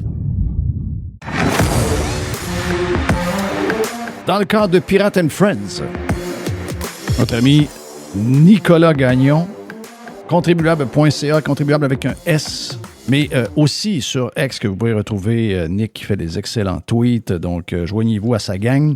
Vous allez avoir tous ses tweets. Nick, salutations, mon ami. Qu'est-ce qu'on retient cette semaine? Est-ce que c'est l'histoire de... Est-ce que la première patente qu'on se questionne dans ton cas, surtout que vous êtes à la grandeur du Canada, est-ce que c'est l'énoncé économique, le genre de résumé où on est rendu dans le budget? Est-ce que c'est la grosse nouvelle à surveiller? Et si jamais les rumeurs de 60 milliards de déficit au lieu de 40, et 40 était déjà un chiffre astronomique, si jamais les rumeurs de 60 s'avère être vrai, moi j'ai de la misère à croire à ça, là. Mais si jamais c'est le cas, quelles seront les conséquences pour le Canada si jamais on se rend à 60 milliards de déficit? J'ai hâte de t'entendre là-dessus. Ouais, ben effectivement, l'énoncé économique du Canada s'en vient, là, ben, l'énoncé économique d'automne ou la fameuse mise à jour comme on trouve, comme on a également au Québec, comme on a eu en fait il y a quelques semaines. Ben, on va l'avoir en fait le 16 décembre prochain. Donc c'est quand même assez particulier parce que d'habitude ça arrive pas mal plus tôt. Là, ils ont décidé de faire ça juste à temps pour la fermeture de la session parlementaire. Fait que ça va être un petit peu dur. Tu sais, ils vont littéralement déposer l'énoncé d'automne pour faire la mise à jour sur l'économie et sur les finances publiques, puis après ça, ils déposent des comptes publics puis ils ferment le Parlement. Donc, ça va être un petit peu dur, par exemple, d'exposer puis surtout de pouvoir questionner le gouvernement quand on tombe en plein durant la saison des fêtes. Mais essentiellement, oui, la rumeur court présentement sur la colline parlementaire que le déficit cette année, pour 2024-2025, pourrait être autant que 62 milliards. Il y a des chiffres, il y a certains qui disent que ça pourrait être un peu plus, un peu moins, mais ça serait quand même dans ces eaux-là. Puis il y a plusieurs indices qui laissent croire ça. De un, il faut dire que c'est quand même un gouvernement qui, à chaque fois qu'il nous a dit qu'il avait à cœur l'équilibre budgétaire, on savait très bien que c'était pas vrai. Il disait qu'il voulait couper pas loin de 15 milliards de dollars en dépenses sur 5 ans. Finalement, ils ont augmenté de 24 milliards les dépenses depuis l'année dernière seulement. Donc, ils n'ont jamais vraiment fait l'exercice de couper à un seul endroit. Ils ont même augmenté l'impôt sur le gain en capital, puis finalement, les revenus qui viennent de ça sont pas au rendez-vous, en fait, sont moindres que ce qui était prévu. Et là, finalement, une affaire qui est assez particulière, c'est que Chrystia Freeland, la ministre des Finances, elle a dit en avril dernier, quand elle a déposé son budget, qu'elle allait tout faire pour que les déficits restent modestes, entre guillemets, puis que ce soit en bas de la barre des 40 milliards. Et là, soudainement, elle a confirmé que finalement, cet objectif-là, on peut oublier ça. Les déficits, on va continuer. Ben, il y a des fortes chances que le déficit cette année soit déjà plus que 40 milliards. Puis comme si c'était pas assez, tu as le directeur parlementaire du budget à Ottawa qui a dit lui aussi que cette année, c'est au minimum là, dans les eaux de 46, peut-être 50 milliards. Donc déjà, on savait que ce qui nous a été présenté en avril, c'était pas fiable. Et là, effectivement, on a la rumeur que ça pourrait être 62 milliards. Ça serait le plus gros déficit du Canada depuis la pandémie, depuis la deuxième année de la pandémie, où est-ce qu'on avait un déficit de 91 milliards. Fait que là, 62 milliards, on n'est peut-être pas au même niveau, mais on s'entend qu'on n'est pas en temps de guerre. On n'est techniquement pas en récession. On n'est pas en pandémie, puis on a un déficit de mongol. Parce qu'on s'entend que 62 milliards, là, c'est fou. C'est quand même 50% de plus que ce qui était prévu en avril dernier. Fait qu'il était à côté de la plaque au niveau des dépenses. Et ce qui est le plus drôle là-dedans, au fait, c'est que ça va rien changer. C'est dommage à dire, là. C'est pas que ça va rien changer pour nous, parce que oui, l'impact est quand même majeur. Au Canada, cette année, on sait, on paye 54 milliards de dollars, en intérêt sur la dette. Je veux dire, et ça, c'est dû à quoi? C'est dû à une dette qu'on a littéralement augmentée à coût de déficit. Donc, essentiellement, si on continue à ajouter des déficits, on va payer plus cher dans les prochaines années. En fait, on risque de verser pas loin de 300 milliards de dollars en frais d'intérêt sur la dette d'ici le retour à l'équilibre budgétaire qui est prévu pour 2040. Fait que tout ça étant dit, on va engarocher de l'argent à droite et à gauche, mais peu importe ce que Freeland va nous présenter lundi, je pense pas que ça va changer la game par rapport à ce que le gouvernement Trudeau fait avec les finances publiques depuis 2015. Ça va être la même tendance jusqu'aux élections en octobre, et peut-être qu'on aura un changement de gouvernement et un changement de culture avec la gestion des finances publiques. Est-ce que c'est... parce qu'elle a dit... Ouais, mais vous savez, elle dit là, faut pas paniquer là-dessus. Nous, on regarde toujours le ratio d'endettement versus le PIB, pour on est toujours dans le même pourcentage, que ce soit 40 ou 60, l'activité économique qui est beaucoup gonflée artificiellement par l'immigration. Il ne faut pas oublier ce point-là. Est-ce qu'on joue là-dessus? Est-ce que c'est une des raisons pourquoi on a rentré autant de monde pour justement un peu maquiller les chiffres? Parce que s'il n'y a pas d'immigration, le ratio d'endettement par rapport au PIB, c'est une catastrophe. Là, là c'est vrai qu'on a New York qui arrive avec des mallettes, là. Oui, absolument. Puis de toute manière, le ratio dette-PIB, je veux dire, c'est pas, je vais pas enlever du sérieux à ce que ça représente comme facteur, mais c'est un des multiples facteurs. Puis c'est la seule chose qui trouve le moyen de nous répéter. Puis c'est drôle parce que c'est le même discours à Québec. Éric Girard, quand il parle de la dette, quand il parle des déficits, il n'arrête pas de rappeler le ratio dette-PIB.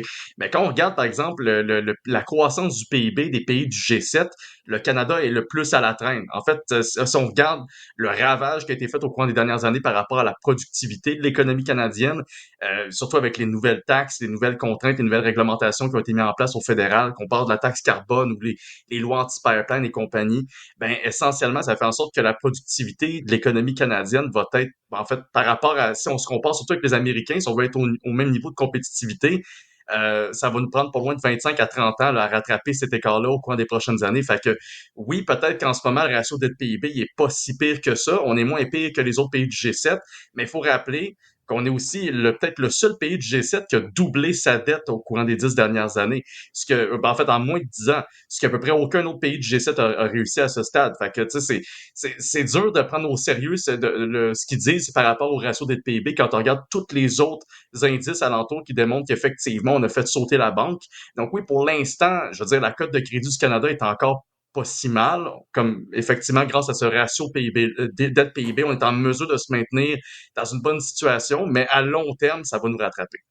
Quand on regarde, parce que, tiens, c'est plate à dire, là, mais si au moins on avait l'impression que on s'est endetté puis on a modernisé notre pays par toutes les affaires qu'on a besoin. On a une armée qui est à point avec plein de drones, plein de bons soldats bien formés, etc. Puis on est prêt à protéger le Nord, puis on a des nouveaux bateaux, puis on a des nouveaux avions, puis après ça, ben on regarde tout le reste, là, dire, l'économie, ils ont fait des choses, puis l'économie roule, puis on regarde ça, puis on dit tabarouette, le PIB du Canada a augmenté, on est à peu près, je sais pas, moi, 75 000 par personne, puis ça roule.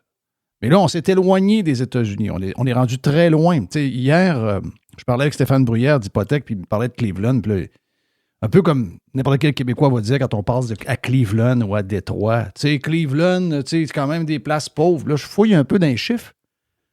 Cleveland, peut-être il y a 3 rues là, qu'on trouve ça pauvre. Là, mais si on va à Cleveland, là, le PIB, c'est 73 000 US par personne avec une fiscalité qui n'est pas la nôtre. Et nous autres, au Canada, c'est entre 53 000 et 56 000 de PIB canadien imposé au max. Je comprends là, que c'est, quand on parle de PIB, c'est toute l'activité économique divisée par tête par capita, là, etc. Là, puis mais je veux dire, la fiscalité, il faut la calculer là-dedans là, parce qu'elle finit par nuire quelque part. Puis là, je me suis dit, en plus, on s'endette comme des fous. On a une armée de marde avec des chars qui tombent en panne sur le bord de la rue. Tout est tout croche. Mais on est endetté. On a doublé la dette, puis on ne sait pas pourquoi. On est plus pauvre qu'avant. On est tous collectivement, puis tout le monde est plus pauvre qu'avant. Si au moins on s'est endetté, puis Chris, on vivait en riche, ce serait au moins, on avait des choses de pas pire. On est rendu avec un TGV, on est rendu avec ci, on est rendu avec ça. Ça roule, le Canada est moderne, le Canada est envié par tout le monde. Chris, le Canada, les gens arrivent ici, ça fait 5 ans, sont ici, ils ont juste hâte de repartir. C'est un très bon point. Mais tu sais, on se dit effectivement, si le résultat d'avoir gonflé la dette de 600 milliards, ça aurait été effectivement d'avoir en contrepartie, effectivement, une armée, comme on le mentionne, ben, on sait que l'armée, il y a même plus de généraux puis de fonctionnaires dans l'armée que de soldats. Mais c'est drôle parce que fonctionnaire, c'est le mot-clé. Quand on regarde les dépenses du gouvernement, on a ajouté 108 000 fonctionnaires de plus dans la bureaucratie fédérale canadienne. On a augmenté Incroyable. essentiellement sa taille de 42 %. Quand on regarde le nombre de cadres, ça a augmenté aussi de 42 %. Quand on regarde aussi en fait, juste le poids en termes de le coût de la fonction publique fédérale, ça a augmenté de 73 % depuis que Trudeau est arrivé au pouvoir. Puis après ça, quand on s'intéresse plus aux détails, tu sais, mettons, Revenu Canada, ils ont augmenté les effectifs de 20 000 employés depuis ce temps-là. Ils ont triplé les budgets dans les centres d'appel. Ils ont triplé les budgets pour les effectifs essentiellement qui travaillent là. Pourtant, t'attends plus, voire, en fait, je dirais que la qualité du service à la clientèle, selon toutes les analyses, même celle du vérificateur général, s'entendent pour dire que c'est moins bon qu'avant. Donc, c'est un peu à l'image du Canada présentement. On a réussi à augmenter les dépenses comme jamais, on a engagé du monde comme jamais, et on a réussi à détériorer la qualité des services. La qualité peut-être des infrastructures est encore relativement bonne, mais pour le reste, on sait que les finances publiques sont dans le rouge pour encore une quinzaine d'années. Je veux dire, comme j'en parlais tantôt, le fameux retour à l'équilibre budgétaire, c'est pas avant 2040. Fait qu'on n'a pas fini de s'endetter et de rajouter encore plus d'argent sur la carte de crédit des générations futures sans même voir de résultats. C'est ça le pire, c'est qu'on va continuer à payer de la dette, puis de la dette, puis de la dette pendant des années, sans même voir des investissements intéressants être faits, sans même voir un retour à l'équilibre budgétaire. Donc ça, c'est le résultat des politiques de Justin Trudeau. Et comme je disais, malheureusement, pour lundi, je m'attends à rien d'autre que des mauvaises nouvelles. C'est ça le pire. Bien sûr, on va avoir l'entrée en vigueur du congé de la TPS. Il y a bien du monde qui vont être rassurés par ça. Puis il y a peut-être du monde ils vont se faire calmer quand ils vont recevoir un chèque par la poste de 250 $ en avril prochain. Mais la réalité, c'est que ça se fait encore une fois à partir de l'argent emprunté. Et surtout, c'est un aveu de la part d'un gouvernement qui a juste fait une chose, augmenter la dette, augmenter la bureaucratie, puis augmenter le coût de la vie aussi au cours des dernières années pour donner un petit congé de TPS juste à temps pour les élections qui s'en viennent l'année prochaine. Donc, ça Mais, n'a pas de bon sens. mais la vice-première ministre, donc on s'entend-tu que c'est la même personne qui est ministre des Finances là, au Canada? C'est Mme Ouais. Freeland, ça? C'est la même personne. Là. Elle a sorti un communiqué, puis je suis en train de lire son communiqué, puis eux autres sont fiers qu'au Canada, on est un des seuls pays du G7 où ce que les taux d'intérêt ont baissé 4 fois. Puis, ça veut dire on a une base solide. On va construire 4 millions de nouveaux logements. Puis, ça veut dire, moi, je lis tout ça, là, puis tout est beau, là. Je lis ça, là, puis tout est beau, là. C'est ça, ils vivent dans une bulle. C'est littéralement, comme je dis à chaque fois qu'on lui rappelle l'état des finances publiques, puis on lui rappelle juste de son côté, c'est le fameux argument, écoutez, le ratio de PIB il est quand même bon, fait qu'inquiétez-vous pas, tout est sous contrôle.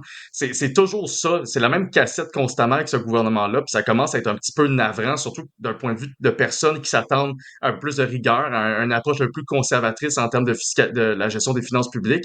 Puis on remarque finalement que ce gouvernement-là nous rit d'en face avec des énoncés de même. Tu sais, je veux dire, on pourrait leur poser la question sur rendu où avec les 2 milliards d'arbres qu'ils ont promis de faire pousser il y a quelques années. Ils en ont même pas fait pousser une fraction, puis c'est les mêmes qui nous promettent de construire des millions de maisons de même d'ici la fin de leur mandat. Non, c'est ça. C'est sûr que ça n'arrivera pas, là. C'est clair que ça n'arrivera pas. Je parlais avec Adrien Pouliot cette semaine, puis Adrien il nous rappelait l'aventure de comment c'est arrivé le grand ménage de Jean Chrétien et de Paul Martin dans les finances publiques. C'est qu'il y a quelqu'un qui est allé à New York, un de leur équipe, puis il est sorti de là en panique, là. Il dit, c'est terminé, là. On n'a plus d'argent, ils nous en prêtent plus, etc., etc. Est-ce qu'on est toujours dans le même système? Est-ce qu'on est toujours dans l'emprunt ou c'est maintenant les banques centrales qui impriment, puis que là, on a de moins en moins de prêts qui arrivent justement de banques ou de fonds ou de... Est-ce que c'est maintenant une genre d'indépendance envers toutes les firmes de crédit qui vont dire, écoute, si tu as besoin de cash, demande-nous-en pas parce que nous autres, on t'en passe plus. Puis là, finalement, regarde, fais ce que tu veux. Nous autres, on n'a plus de gêne. On imprime, on fait l'image. Il n'y a pas d'imprimage, là, mais on en met de l'argent dans le marché, puis on accote ça sur des bons de je ne sais pas trop quoi, là, puis on s'organise avec ça. Est-ce qu'ils ont appris ça pendant la COVID? À imprinter l'argent comme s'il n'y avait pas de lendemain. Depuis ce temps-là, ils ne sont plus capables de sortir de là, puis il n'y a plus vraiment de chiens de garde qui les surveillent? Oui, on pourrait dire ça essentiellement. Déjà qu'avec le gouvernement de Trudeau, depuis qu'ils sont arrivés au gouvernement, qu'ils sont arrivés au pouvoir en 2015, c'était vraiment le discours de le retour à l'équilibre budgétaire va se faire par lui-même. C'était le pari de dire que c'est pas grave si on fait des déficits parce qu'à la fin de la journée, la croissance de l'économie va créer des revenus supplémentaires qui va faire en sorte que, avec les revenus de plus, on va pouvoir littéralement équilibrer le budget. Ce qu'il disait pas essentiellement à cette époque-là, c'est qu'elle allait utiliser aussi d'autres leviers, justement d'augmenter les impôts et les taxes pour être en mesure d'aller chercher des revenus supplémentaires, entre autres avec la fameuse taxe sur le carbone, la taxe élévateur ou la taxe d'assises sur l'alcool, taxe sur les services numériques, l'impôt sur le gain en capital. Bref, ils ont fait quand même beaucoup de modifications fiscales depuis les dernières années. Mais à la fin de la journée, d'un côté, on a tellement fait du mal, en fait, à l'économie en s'attaquant à la productivité, en s'attaquant à la capacité ou à la volonté des investisseurs à s'installer au Canada et à investir ici. La preuve, c'est qu'au cours des dernières années, il y a pas loin de 500 milliards de dollars en liquidités qui sont partis du Canada vers les États-Unis. Donc, on est perdant là-dessus. Et d'un autre côté, oui, c'est cette dépendance à la machine à billets, à croire essentiellement qu'on peut imprimer la voie vers l'abondance et la prospérité. C'est un peu les fameux Sunny Ways de Justin Trudeau. Donc, de penser que on va pouvoir distribuer des cadeaux, continuer à investir et on va pouvoir continuer essentiellement à demander à la Banque du Canada d'imprimer de l'argent, de guillemets, pour être en mesure de nous donner les capacités d'aller chercher, de faire d'autres projets, d'engager plus de monde. Puis peut-être qu'en bout de ligne, la croissance économique va rattraper le tout puis on va rééquilibrer les finances de même. Mais c'est de la pensée magique. Et ça nous amène dans une situation qui est vraiment de plus en plus stressante, tant pour les Canadiens que pour les investisseurs étrangers qui regardent la situation entre le Canada et les États-Unis. Et là, qui voient tranquillement que non seulement on est sur le bord d'une possible guerre commerciale, avec en plus certains premiers ministres qui font de la surenchère en disant qu'on devrait arrêter d'envoyer de l'énergie aux États-Unis. Fait que je suis pas sûr que ce soit la bonne approche.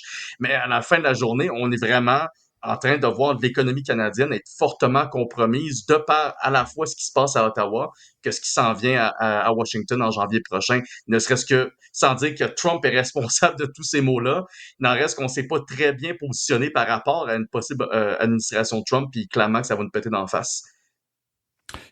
Les meilleurs coups de 2024 et on va commencer par le pire coup de 2024, Nick. Qu'est-ce que tu vois là-dedans comme pire coup? Il y en a beaucoup. D'après moi, le choix... en tout cas, la quantité de mauvais coups que tu avais, tu as dû avoir du plaisir à essayer de trouver le pire.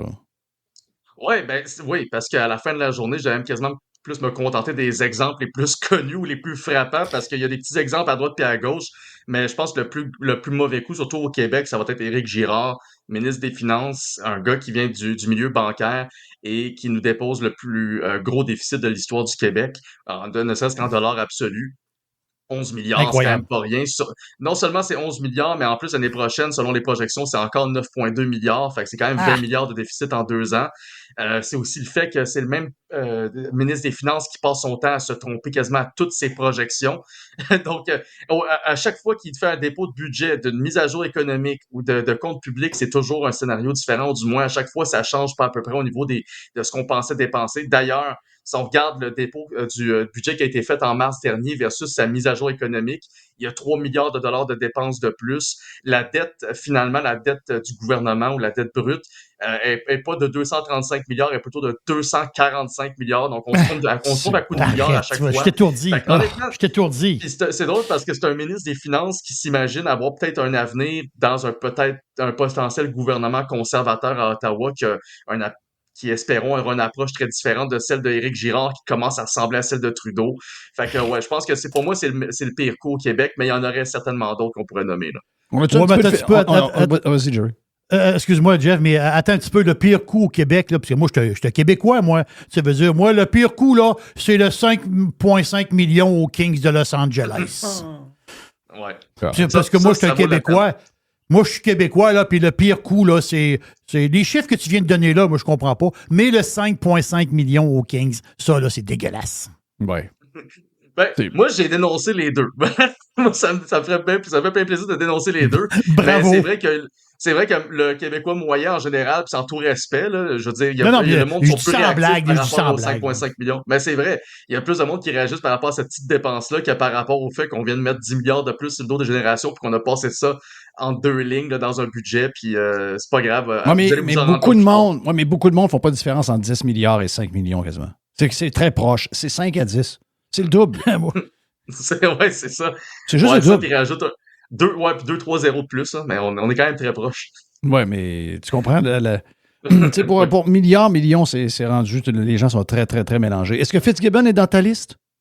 Oui. Ben oui, pour la filière électrique, essentiellement, là, je veux dire, c'est peut-être la pire démission que j'ai vue d'un ministre de l'économie depuis très longtemps, là, surtout qui s'est fait démissionner en bout de ligne, mais c'est d'avoir vraiment enfoncé le Québec dans ce pari de la filière électrique, puis de vraiment nous avoir enfoncé jusqu'à la fin là-dedans, juste à temps de démissionner avant le dépôt de son propre projet de loi 69 sur la réforme de l'énergie du Québec. Donc, durant les dernières années, il a tout il a dépensé de l'argent comme ça se peut pas dans des initiatives qui ont aucun sens, que ce soit, oui, Nordvolt, on en a parlé en masse, mais on se rappellera, moi, je vais toujours me rappeler là, de Flying Wells, des dirigeables. Là, il est allé mettre pas loin de 80 millions de dollars là-dedans là, pour des dirigeables qui vont probablement jamais voler au Québec, ni même être conçus au Québec. Puis, je veux dire, pour moi, c'est un des multiples exemples. À la fin de la journée, il nous a entraînés dans la filière électrique. Mais comment ça se fait qu'ils ont le droit de faire... Mais Nick, comment ça se fait qu'ils ont le droit de faire ça? Comment ça se fait qu'on leur donne le droit de faire ça? C'est le bout que je comprends pas. C'est carrément du vol. Oui, ben, ils se sont donné le droit à la fin de la journée. Investissement Québec, c'est essentiellement par là que passent toutes les subventions directes du gouvernement. La Caisse de dépôt et placement passe toujours par en arrière, plutôt là, pour peaufiner les ententes qui vont être faites par la suite, puis investir davantage. Mais Investissement Québec, c'est le bras du gouvernement, c'est le bras du ministère de l'Économie, puis ça devrait pas exister, en fait. Ça devrait juste carrément être aboli. De toute manière, le rendement d'Investissement Québec est nul. Si on parle de genre 2% ou même pas 4% cette année, quand tu compares ça à n'importe quel film d'investissement ailleurs dans le monde, qui a 2 fois moins d'effectifs puis 2 fois moins de dirigeants, ils ont probablement 2 fois plus de résultats.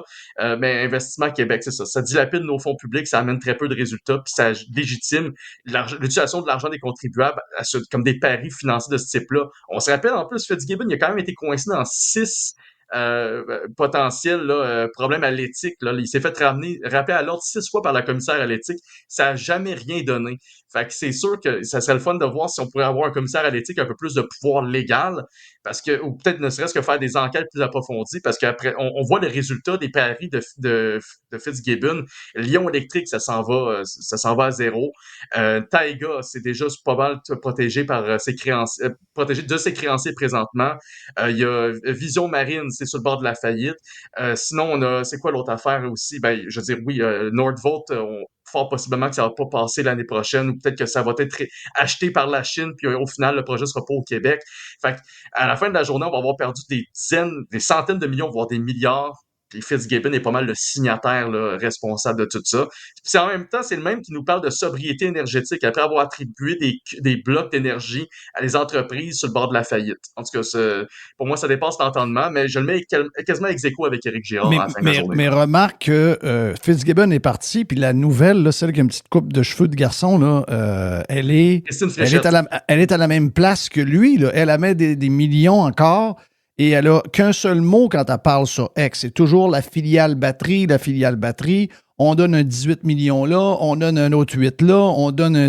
Et là, c'est toujours le même discours. Là. Entre autres, une compagnie de Candiac, qui n'est pas une compagnie québécoise, là, qui n'a aucun revenu et qui s'est fait donner encore 18 millions de dollars cette semaine. Donc, c'est loin d'être fini, leur affaire. Là. Non, c'est loin d'être fini. Puis le pire, comme il disait, autant pour Lyon Électrique que Nordvolt, parce que c'est pas mal les deux qui sont sous les projecteurs, là, il reste engagé à mettre de l'argent des contribuables là-dedans si le privé embarque.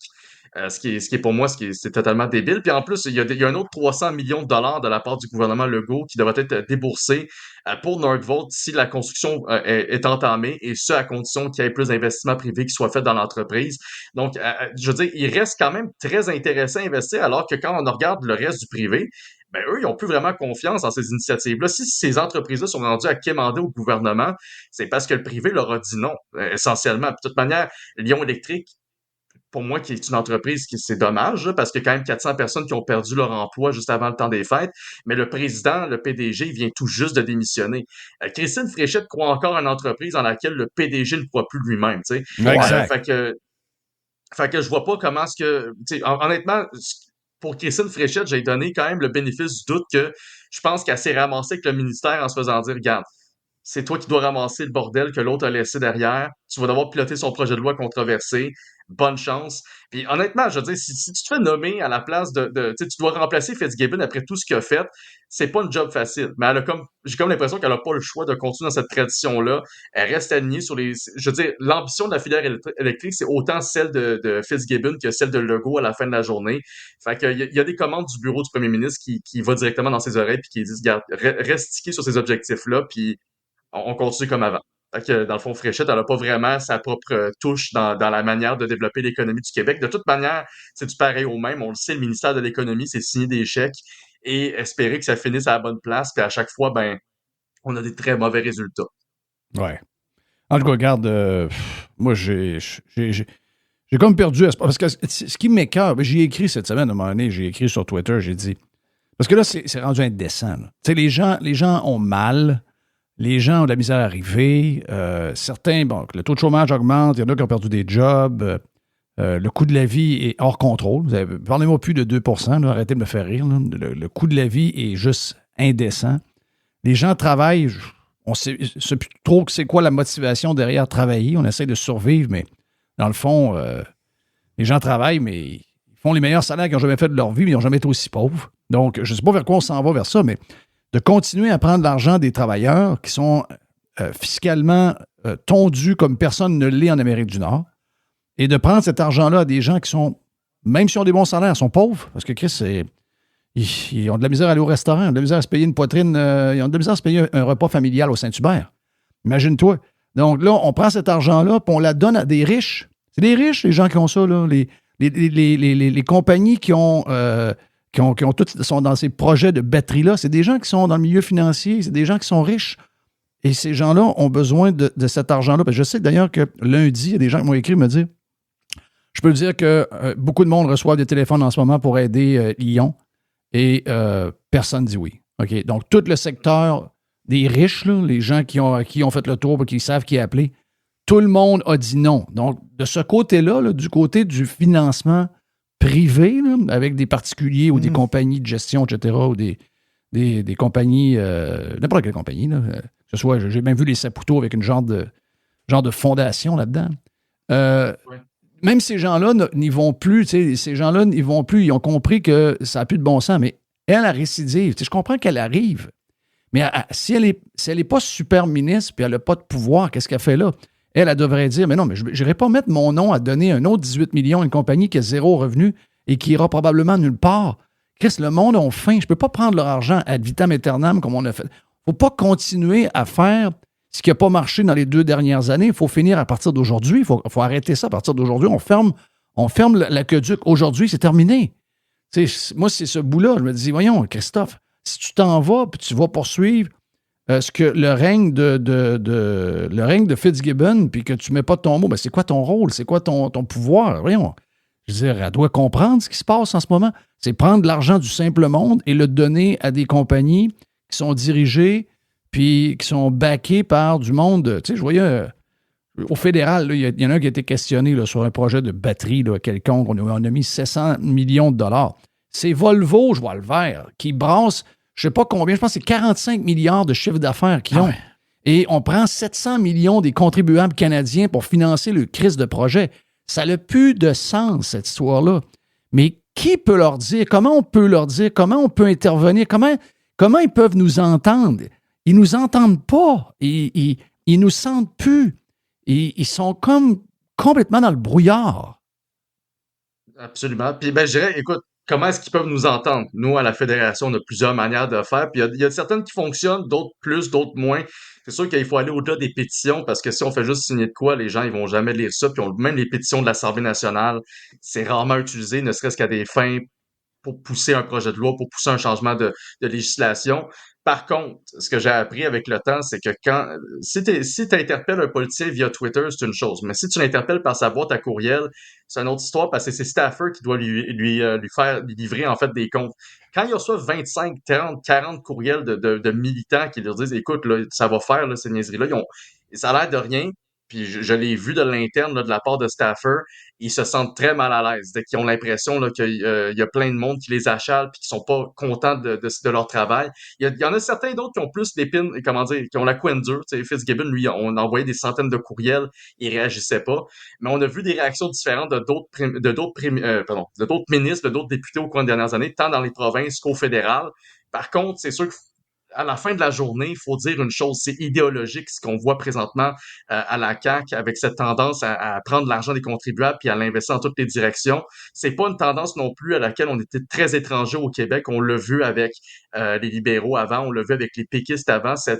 Autant ce modèle social-démocrate, ce modèle québécois qu'on voit s'effondrer depuis plusieurs années, tranquillement mais sûrement, que cette tendance à prendre l'argent des gens les plus taxés et imposants d'Amérique du Nord puis de la parier sur des projets qui étaient quasiment des échecs d'avance, ben c'est pas quelque chose auquel on est très étranger. On l'a vu avec la cimenterie mécaniste, on l'a vu avec Nemaska Lithium, on l'a vu avec Théo Taxi, on l'a vu avec le panier bleu, autant ce gouvernement-là que l'ancien. Fait que je dirais que oui, il faudrait un coup de barre, il faudrait un changement drastique, mais ce changement-là, il est possible. On l'a vu ailleurs. Tantôt, tu parlais de Paul Martin puis de Jean Chrétien. C'est drôle parce qu'aux États-Unis, quand ils ont commencé à parler du fameux Department of Operation of governmental efficiency, ben, je me disais, tu sais, ça a l'air révolutionnaire comme idée, mais ça ne l'est pas tant que ça à cause justement de ce qui a été fait par Paul Martin à cette époque-là, puis aussi ce qui a été fait par Harper durant la récession en 2008, ce qui a fait en sorte qu'on a été le retour à l'équilibre budgétaire s'est fait rapidement, mais par-dessus le marché, on était une des économies les plus fortes du G7 et les plus fortes à sortir de la récession. Donc, il y a eu un exercice qui a déjà été fait, ça peut se refaire.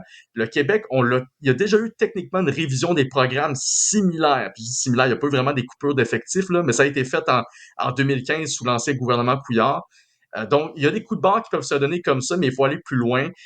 L'Argentine, par exemple, je pense que c'est le meilleur exemple qu'on peut donner. Ce pays-là a été cloîtré pendant pas loin de 50 ou 60 ans dans le même type de régime, un peu comme ce qu'on connaît au Québec, social-démocrate, dépensier à tout bord.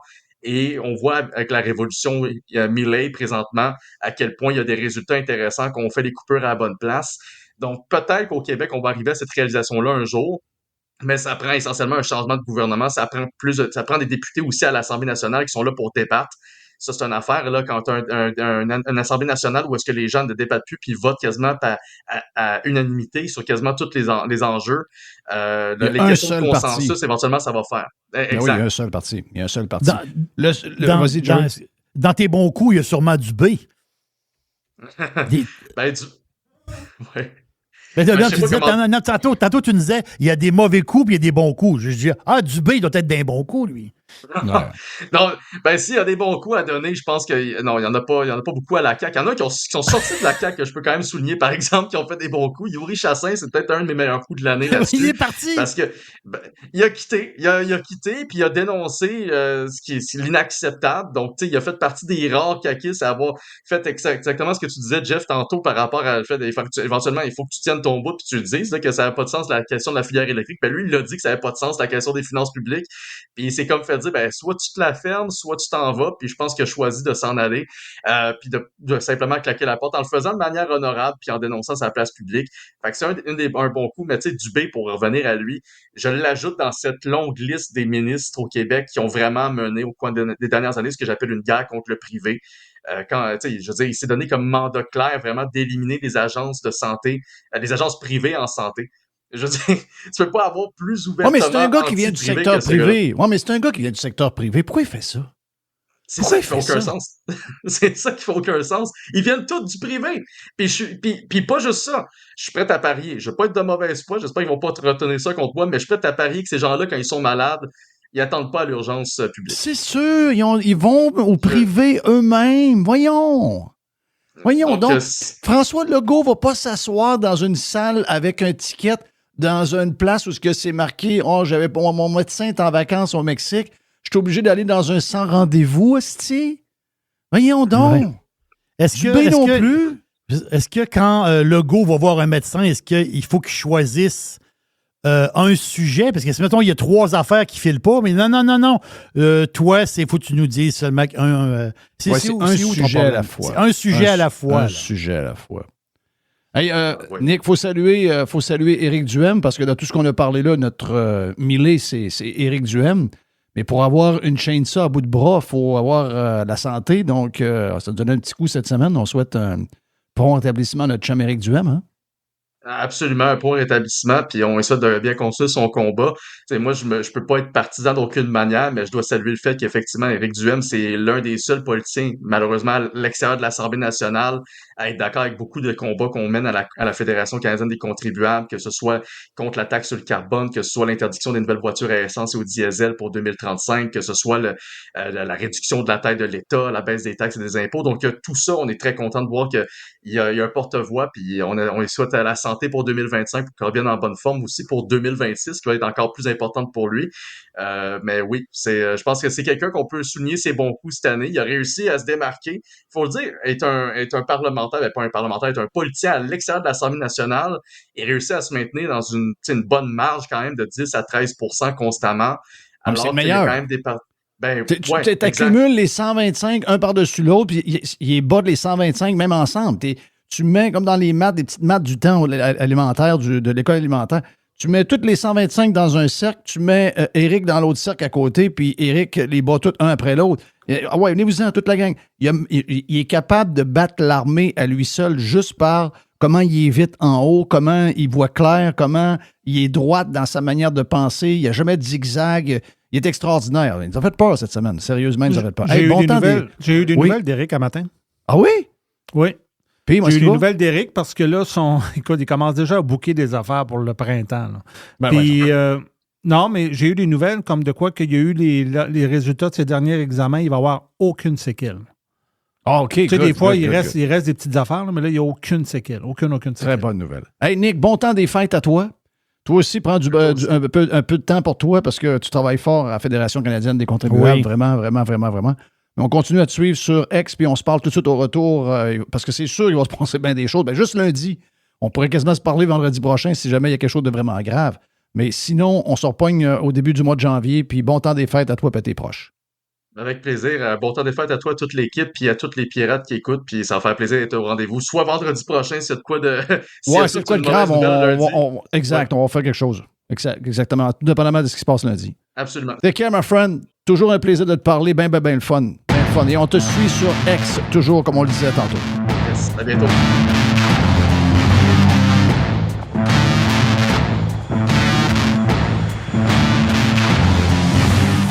Radio Pirate. Do you like it? Yeah. 100%. Pirate. Jeff Fillion. Le labo de Mr. White. Ah, c'est drôle. Hey, est-ce que c'est notre deuxième lab de la semaine? On n'a pas eu plus on que a ça. fait un lundi, je pense. On a commencé la semaine, oui, en labo. C'est souvent le cas, là, parce qu'il y a plusieurs affaires qui se passent la fin de semaine. Là. Oui, ça Et va là- être vraiment souvent ça, le lab le lundi et le vendredi, j'ai l'impression. Mais aujourd'hui, j'avais envie de, pour la première fois de l'histoire du lab, on va avoir un spécial. Ah oui? Je fais un spécial. Un genre de wall? C'est-à-dire un album concept? Un album concept. OK. Parce que cette semaine, tu as parlé du devoir de mémoire. Tu sais, on a parlé de ça cette semaine, puis on voit sur les réseaux sociaux à quel point ça touche le monde. Autant il y a du monde qui sont contents qu'on s'en rappelle, autant il y a du monde que ça dérange. Il y a du monde que ça dérange qu'on se rappelle de ça. Oui, je Et sais. là- Mais même des pirates m'ont écrit, m'ont dit, ouais, nous autres, on est allés. Mais on peut pas se souvenir. Parce que tout est fait. Ce qui est arrivé encore cette semaine pour les médecins, c'est basé là-dessus. Toutes les décisions maintenant dans le futur sont basées là-dessus. Si on oublie, si on fait semblant que c'est pas arrivé, si on veut tourner la page, ben Chris, vous allez revivre quelque chose de bien grave à un moment donné. Vous allez vous dire, ah, Jeff avait raison, on n'aurait jamais dû oublier ça, on n'aurait jamais dû. Vous êtes condamnés. On ne peut pas oublier ça. C'est notre deuxième guerre mondiale à nous, là. OK? Ce qu'ils nous ont fait vivre. Puis tout ce qu'on vit aujourd'hui, ce que nous vivons aujourd'hui, les problèmes financiers que nous avons dans les familles, comment les entreprises se débattent en ce moment, comment les institutions des villes, les gouvernements sont en train de perdre le nord, on va le dire. C'est tout relié à ça, les amis. Donc, on a un devoir de société de ne jamais oublier. Il faut jamais, jamais, jamais, jamais oublier. Et durant le temps de la COVID, je dirais c'est début 2020, là, ça a commencé début 2020, jusqu'à quoi, 2022, 2023? Oui. Donc, il s'est passé toutes sortes de choses, parce que là, écoute, au point de vue médiatique, au point de vue artistique, on a entendu toutes sortes de patentes. Puis cette semaine, j'ai décidé de vous présenter le devoir de mémoire, mais version audio. OK, wow. On commence C'est avec bon. qui? On commence avec Arruda? Oui, parce qu'Arruda, c'était comme le début. Puis là, au début, même que lui, quand il a dit cette phrase-là, parce que là, il y a du monde, si tu te rappelles bien, quand il avait dit cette phrase-là, c'est qu'il y avait du monde qui commençait à se méfier des Asiatiques. OK? Oui. Parce que cette affaire-là, elle arrivait de l'Asie. Là. On le savait à ce moment-là que ça arrivait de l'Asie. On ne savait pas les détails. Puis là, lui, à un moment donné, il avait pris le micro, puis il avait dit, là, il ne faut pas trop avoir peur, il ne faut pas capoter trop, il ne faut pas paniquer, puis tout ça. Puis il avait dit cette phrase-là, qui est encore très, très courante aujourd'hui. L'anniversaire de se souvenir, il faut vraiment que ce soit célébré dans le temps des fêtes, parce que c'est là que ça a dérapé le plus. C'est ce qu'on disait cette C'est pour semaine. ça que- Donc, oui, c'est pour ça qu'on fait c'est ça ça. qu'on va faire. On commence avec Arruda. La peur, là, c'est une très mauvaise conseillère. Puis la peur, là, elle fait faire des affaires qui n'ont pas de crise de bon sens. Voilà. Mais c'est pas ce qu'ils ont fait, là. C'est... Une fois que ça a été dit, ils ont fait l'inverse, ils ont créé la peur, ils ont installé la peur, puis à partir de là, ils ont fait faire des affaires au monde qui n'ont pas de crise de bon sens, on s'entend, là? T'sais. Aujourd'hui, on va entendre quelques audios, mais tu sais, j'aurais pu en sortir 50, là. Mm-hmm. Puis, sauf que j'ai décidé de varier un peu mon affaire pour en sortir de plusieurs intervenants, que ce soit politique, médiatique, artistique. Et on va continuer avec un autre acteur là-dedans très important, Legault. Oui. Juste avant le début de la vaccination. OK? Quand la vaccination commençait. Oui. On va bonjour tout écouter, le monde. Oui, Aujourd'hui, on a 454 morts. il n'était pas rendu tout à fait là. Mais c'était une bonne journée, si on compare les autres journées de la semaine. Ouais. On espère que la courbe est en train de s'aplatir. On écoute le go. Est-ce que vous allez faire une démonstration? Au moment où on choisira, moi, je ne veux pas passer devant personne d'autre, là. Donc, c'est la santé publique qui va décider du moment. Bon, probablement aujourd'hui qu'on va montrer certains résidents, résidentes qui se font vacciner pour que les gens aient un peu moins peur, parce que c'est un vaccin comme pour la grippe, là, il n'y a rien de dramatique. Puis écoutez, ça empêche d'avoir la COVID qui a tué plus de 7000 personnes. Ben oui, là, hein? Bon, c'est de la merde, ce que je dis, là, mais c'est pas grave. Moi, je suis quelqu'un de rassurant, mais les gens, ils font confiance, là. Donc tout tout le monde qui a eu le là, je peux dire n'importe quoi. Tout le monde qui a eu le vaccin n'a pas eu la COVID, donc c'est confirmé. Non. Oh oui, c'était-tu n'importe quoi, Chris?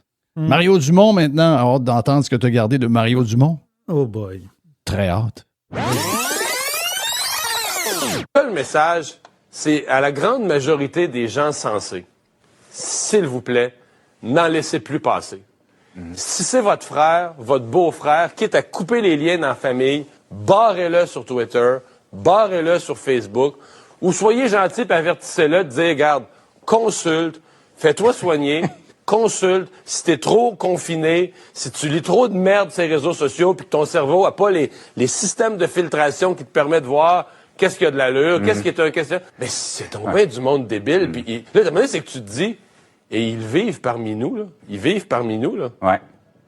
Les gens qui ont le monopole de la vérité, souvent. Mais qui vont pas bien, là. Faut le dire, là. Ça a-tu mal vieilli, ça? Il ne savait pas à ce moment-là qu'il parlait de lui. L'autre non plus. Deux hosties de pareil en passant. L'autre qui est avec est pareil. Là. L'autre, ben oui. Hostie de fillette, là. Hey, il a le monopole de la vérité. Ouais, Chris, tu jouais à quoi, toi? Tu jouais à quoi, toi, avec la vérité? Toi, tu avais le monopole du mensonge. Exact. Tabarnak. Tout ce qu'on aurait dû faire, c'est barrer ces malades-là, barrer ces débiles-là qui vous ont fait endurer toute la chenoute qu'on savait à ce moment-là déjà que c'était de la bullshit. Et Dumont qui a rajouté. Excusez-moi, là. Je sais qu'il y a des rumeurs que Dumont reviendrait comme PM du Québec. Là. J'espère que non, Carlis. Si boire. S'il vous plaît, non. Jamais. Ce gars-là est dans ma tête jusqu'à mon dernier souffle, c'est sûr. Hey, Diane Lamar. J'écoute ça, ça me fait mal aux oreilles, pas vrai. Ah, ça fait mal. C'est là que je me recule du micro, je fais comme ça. Alors, Diane Lamar, OK. Diane Lamar, ben là, elle, c'était la pharmacienne, tu te rappelles? Elle était à TVA à peu près à tous les jours. Puis elle donnait ses conseils. Et là, j'ai gardé un de ses meilleurs conseils. Pas le conseil du masque avec le patente de café, là? On écoute. Ben là, c'est une barrière physique qu'on essaie de mettre. Ce que j'ai vu comme autre recette, Mario, là, maison, c'est un filtre à café, là, les fameux filtres à café numéro 4, qu'on couperait en deux et qu'on mettrait au centre d'une bande de tissu. Donc, pas juste le filtre lui-même, on le mettrait au centre. Alors, il faut faire un peu de couture. Il y a des gens qui sont plus habiles. Ça peut se retrouver sur Internet, mais ce genre de filtre-là est intéressant aussi. Mais ça sera jamais total. Asti. Mettons qu'on serait tombé là-dedans puis on aurait fauté parce qu'on aurait cru puis on a lu quelque chose. Je vous le jure que je ferais un mea culpa sur les réseaux sociaux. Je dirais, regardez, je vous fais entendre ce que j'ai dit il y a 3 ans. À ce moment-là, on était tout mêlés. J'étais dans swamp. Excusez-moi, là, j'étais complètement dans la vapeur. Là. J'étais dans la brume. J'étais perdu. Je veux juste m'excuser parce que je viens de réécouter ce que j'ai dit il y a 3 ans. Je suis gêné, esti. Je suis gêné de moi-même. Je suis gêné. Je veux vous demander pardon. Ça se fait. Non, elle s'en va à Oui, TV. ça se fait. Elle s'en va à TV puis elle rappelle les affaires. Ah, ben là, il vient de sortir une étude, là, puis qui dit que ça n'a pas de bon sens, ça. Voyons donc, c'est pas vrai, cette affaire-là. Ça n'a aucun sens. Hein, c'est pas bon. Puis là, il y a d'autres affaires qui s'en viennent. On en a d'autres. On a tellement hâte qu'il y en ait un autre. Je m'ennuie de vous parler à tous les jours, moi. La pharmacienne. François Marquis, ça, c'est le gars avec les cernes en dessous des yeux? Tu savais que Diane Lamar a été nommée membre du conseil d'administration de la nouvelle agence Santé Québec, hein, le 23 mai 2024. Ben oui. Ça a-tu du bon sens? Ouais. C'est Filtre un à café remerciement numéro pour ses 4. services, là. Numéro 4. Là, le Mélita d'en face. Là. Ben oui. Chris. Ça, c'est le docteur. François Marquis, c'est le docteur qui avait des grosses imagine-toi, cernes. elle est sur le CA de la nouvelle patente de Santé Québec. Ça, c'est pas croyable. Calice. Ils font tout pour nous. Ils font tout pour nous écœurer. Ah oui. Ils font tout pour nous piquer. Gang de salauds. Donc, François Marquis. Tu te rappelles de lui, le médecin cerné? Oui. Lui, écoute, bon, je te l'explique même pas. On écoute la patente. Silvio Trépanier qui dit, est-ce que finalement, les hôpitaux ne devraient pas refuser ces personnes non vaccinées qui ont la COVID ou plus, à tout le moins, les rediriger vers des hôpitaux privés à leurs frais plutôt que de faire du délestage? Bon, premièrement, c'est que ça n'existe pas au Québec des soins intensifs privés. C'est que ça, on peut tout de suite enlever ça de l'équation. Maintenant, il faut comprendre que les hôpitaux et le personnel dans les hôpitaux, on a un devoir d'accueillir tout le monde en détresse. Par contre, pour tout ce qui est électif, je pense que la question de pose, à savoir si j'ai 2 patients qui attendent pour une chirurgie du genou, est-ce qu'on devrait prioriser le doublement vacciné? Parce que ça a du sens, hein, parce que le doublement vacciné a moins de chances de tomber malade, il y a moins de chances de rendre quelqu'un malade, il y a moins de chances d'alourdir le réseau. Alors, pour suivre un peu toute votre expérience des 18-19 derniers mois, mes carnets de pandémie écrits par François Marquis. Marquis, c'est un écœurant là-dessus, là. C'est épouvantable. Mais Pierre Bruno, c'est un salaud aussi, là. Ben oui. Pierre Bruno, c'est il aurait pu le reprendre pour dire, êtes-vous sérieux? Non, parce que... mais c'est lui qui suggère au début. Il suggère au début. C'est lui qui suggère. Ah oui, il dit là, on devrait-tu, là... C'est incroyable. Ces gens-là ne se sont pas excusés encore. C'est incroyable. Guylaine Tanguy. Ah, ça, je me rappelle comme c'est hier. La chanteuse. Ah, oui. Ça, c'est mémorable. Ouais. Ah non, ça, c'est mémorable. Ça, ça explique beaucoup de choses pour beaucoup de monde. Oh, yes. J'ai pu à m'occuper de rien. J'ai pu à décider de rien. Je reste à la maison en pyjama puis ils me disent à 1h à tous les jours quoi faire. J'adore. Je veux l'entendre. Je veux l'entendre le dire. OK. Mais moi, les règles, j'adore ça dans la vie parce que ça m'empêche d'être indécise et de réfléchir par moi-même. C'est-à-dire que la pandémie, je la connais pas. Le docteur, il dit qu'on fait ça, puis il y a des chances que ça nous aide. Ben moi, je vais le faire. Elle a ça réfléchir par elle-même. Ouais. Moi, je serais dans une île, sur une île déserte. Là. Je change mon nom, je m'en vais. Non, personne qui entend parler de moi, je m'en sûr. vais. Là. Si boire. C'est pas une soumission ordinaire. Ben ouais. Puis elle dit pas juste à ses chums dans le salon en train de prendre un verre de vin là, en zoom. Non, elle dit dans les médias à tout le monde. Là. Elle n'a aucune gêne. C'était à la TV, ça. C'était à la TV avec l'émission. Oui, l'émission de Radcan avec la gang, là. Oui. Avec Patrick Huard. Avec Patrick, c'était dans le show de Patrick Huard. Oui, c'est ça. François Lambert. Là, on rentre dans le crunchy, là, OK? François Lambert, as-tu gardé le bout de ce qu'il dit? Bon, salut François. Ouais. Salut François, je m'en vais défoncer la tente de mon chum Yannick à Thetford. Qu'est-ce que tu me conseilles? Tu me conseilles-tu érable ou chocolat? Oui, avec Guimauve. Qu'est-ce qu'il est en train de dire, lui? Je comprends pas. Attends un peu, je vais la relire. On va la relire un peu. Ouais. Bon, je suis en train de défoncer ma tante. Ah, tabarnak! Il dit ça, hein? Ah, tabarnak! Ding dong. Ouais. François Lambert, pendant la COVID, on s'en rappelle comme c'était hier aussi. Si je me rappelle bien, c'est que lui, les non-vaccinés ne devraient pas rentrer dans une épicerie pour aller chercher de la bouffe. Je le sais que tout le monde l'a déjà entendu plusieurs fois, là, mais en écoutant ça, là, la plupart du monde vont grimacer encore. Là. OK, ben oui, il ne faut jamais oublier. Il faut serrer la vis. Ce qui me déçoit, à un moment donné, il faut arrêter de marcher sur des œufs. Ceux qui ne sont pas vaccinés, Admettons qu'il y a un couvre-feu. Tu pognes quelqu'un, hein, qui traîne dans la rue. Il est vacciné. Bon, tu dis, bon, OK, t'as ton amende 1000 $. OK? T'es pas vacciné, t'as une amende de 5000. OK? Tu ne vas pas faire ton épicerie. Point final, si t'es pas vacciné. Commande en ligne. Tu sais, à un moment donné, il faut serrer la vis. C'est eux autres, à travers le monde, qui causent qu'on est pogné là-dedans. Alors, vous allez me dire que je suis drastique. Ben, des fois, là, quand tu gères une entreprise ou un pays, hein, ou une province, ben, faut que tu prennes des décisions drastiques. Non, mais le passeport vaccinal devrait être partout. Tu veux rentrer dans un commerce maintenant, montre ton passeport. Tu sais, à un moment donné, on va bien les coincer dans un coin, puis il va falloir qu'ils suivent la parade ou qu'ils restent chez eux. Déçu des mesures hier? Non. Je pense qu'on pourrait en faire plus. OK? On pourrait en faire plus. Je lisais sur Twitter par rapport au couvre-feu, puis là, les gens disent, moi, mais c'est une vie normale. OK? Qu'est-ce que tu fais entre 22h et 5h dehors? Wow.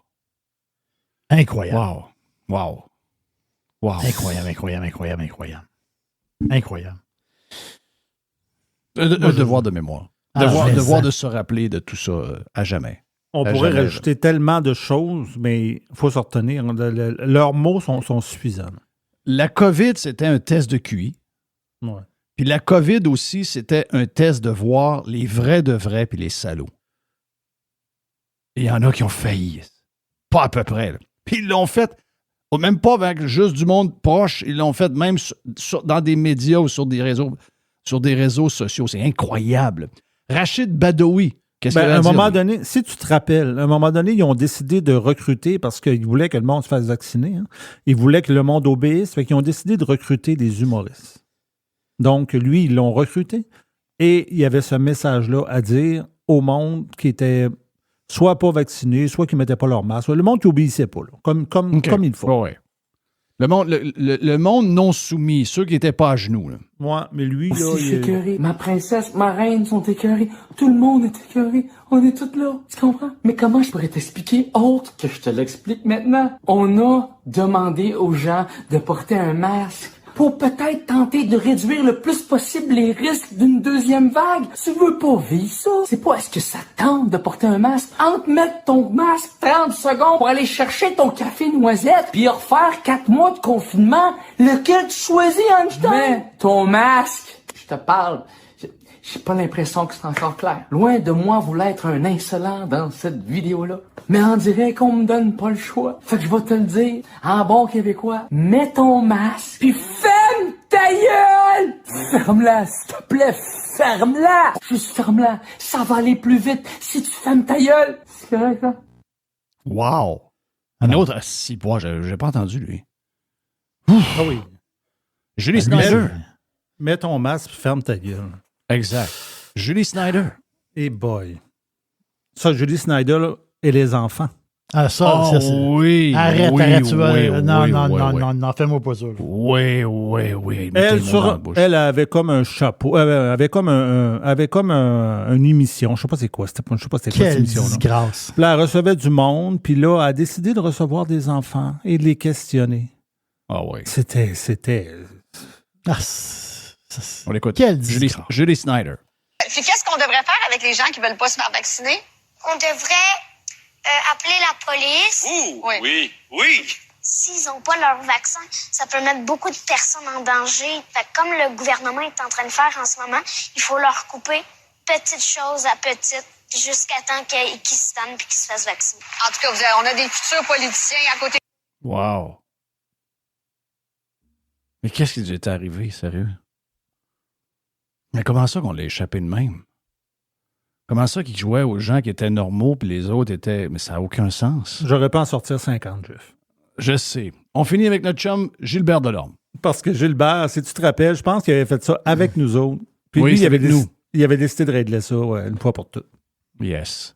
Moi, je suis pas je veux pas trop parler de COVID et tout ça, mais tu sais, à un moment donné, tu fais tes devoirs, on s'est fait vacciner, là. Fait que là, sérieusement, on va le dire en bon français, là, crissez-nous patience.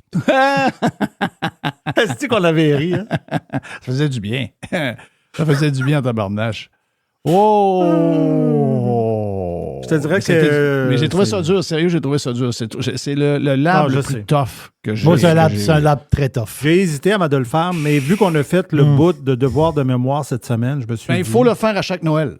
Chaque Noël, c'est le moment de le faire. Ouais. Faut se rappeler pour plus jamais que ça arrive dans l'histoire du Québec, ce genre de soumission, puis ce genre de division, puis ce genre de voici les bons, voici les méchants. Chris, c'est un des plus gros œils au bord noir de l'histoire du Québec. C'est affreux. Thank you, man. Le labo de Mr. White. Pirater, c'est légal. No limits. Radio Pirate.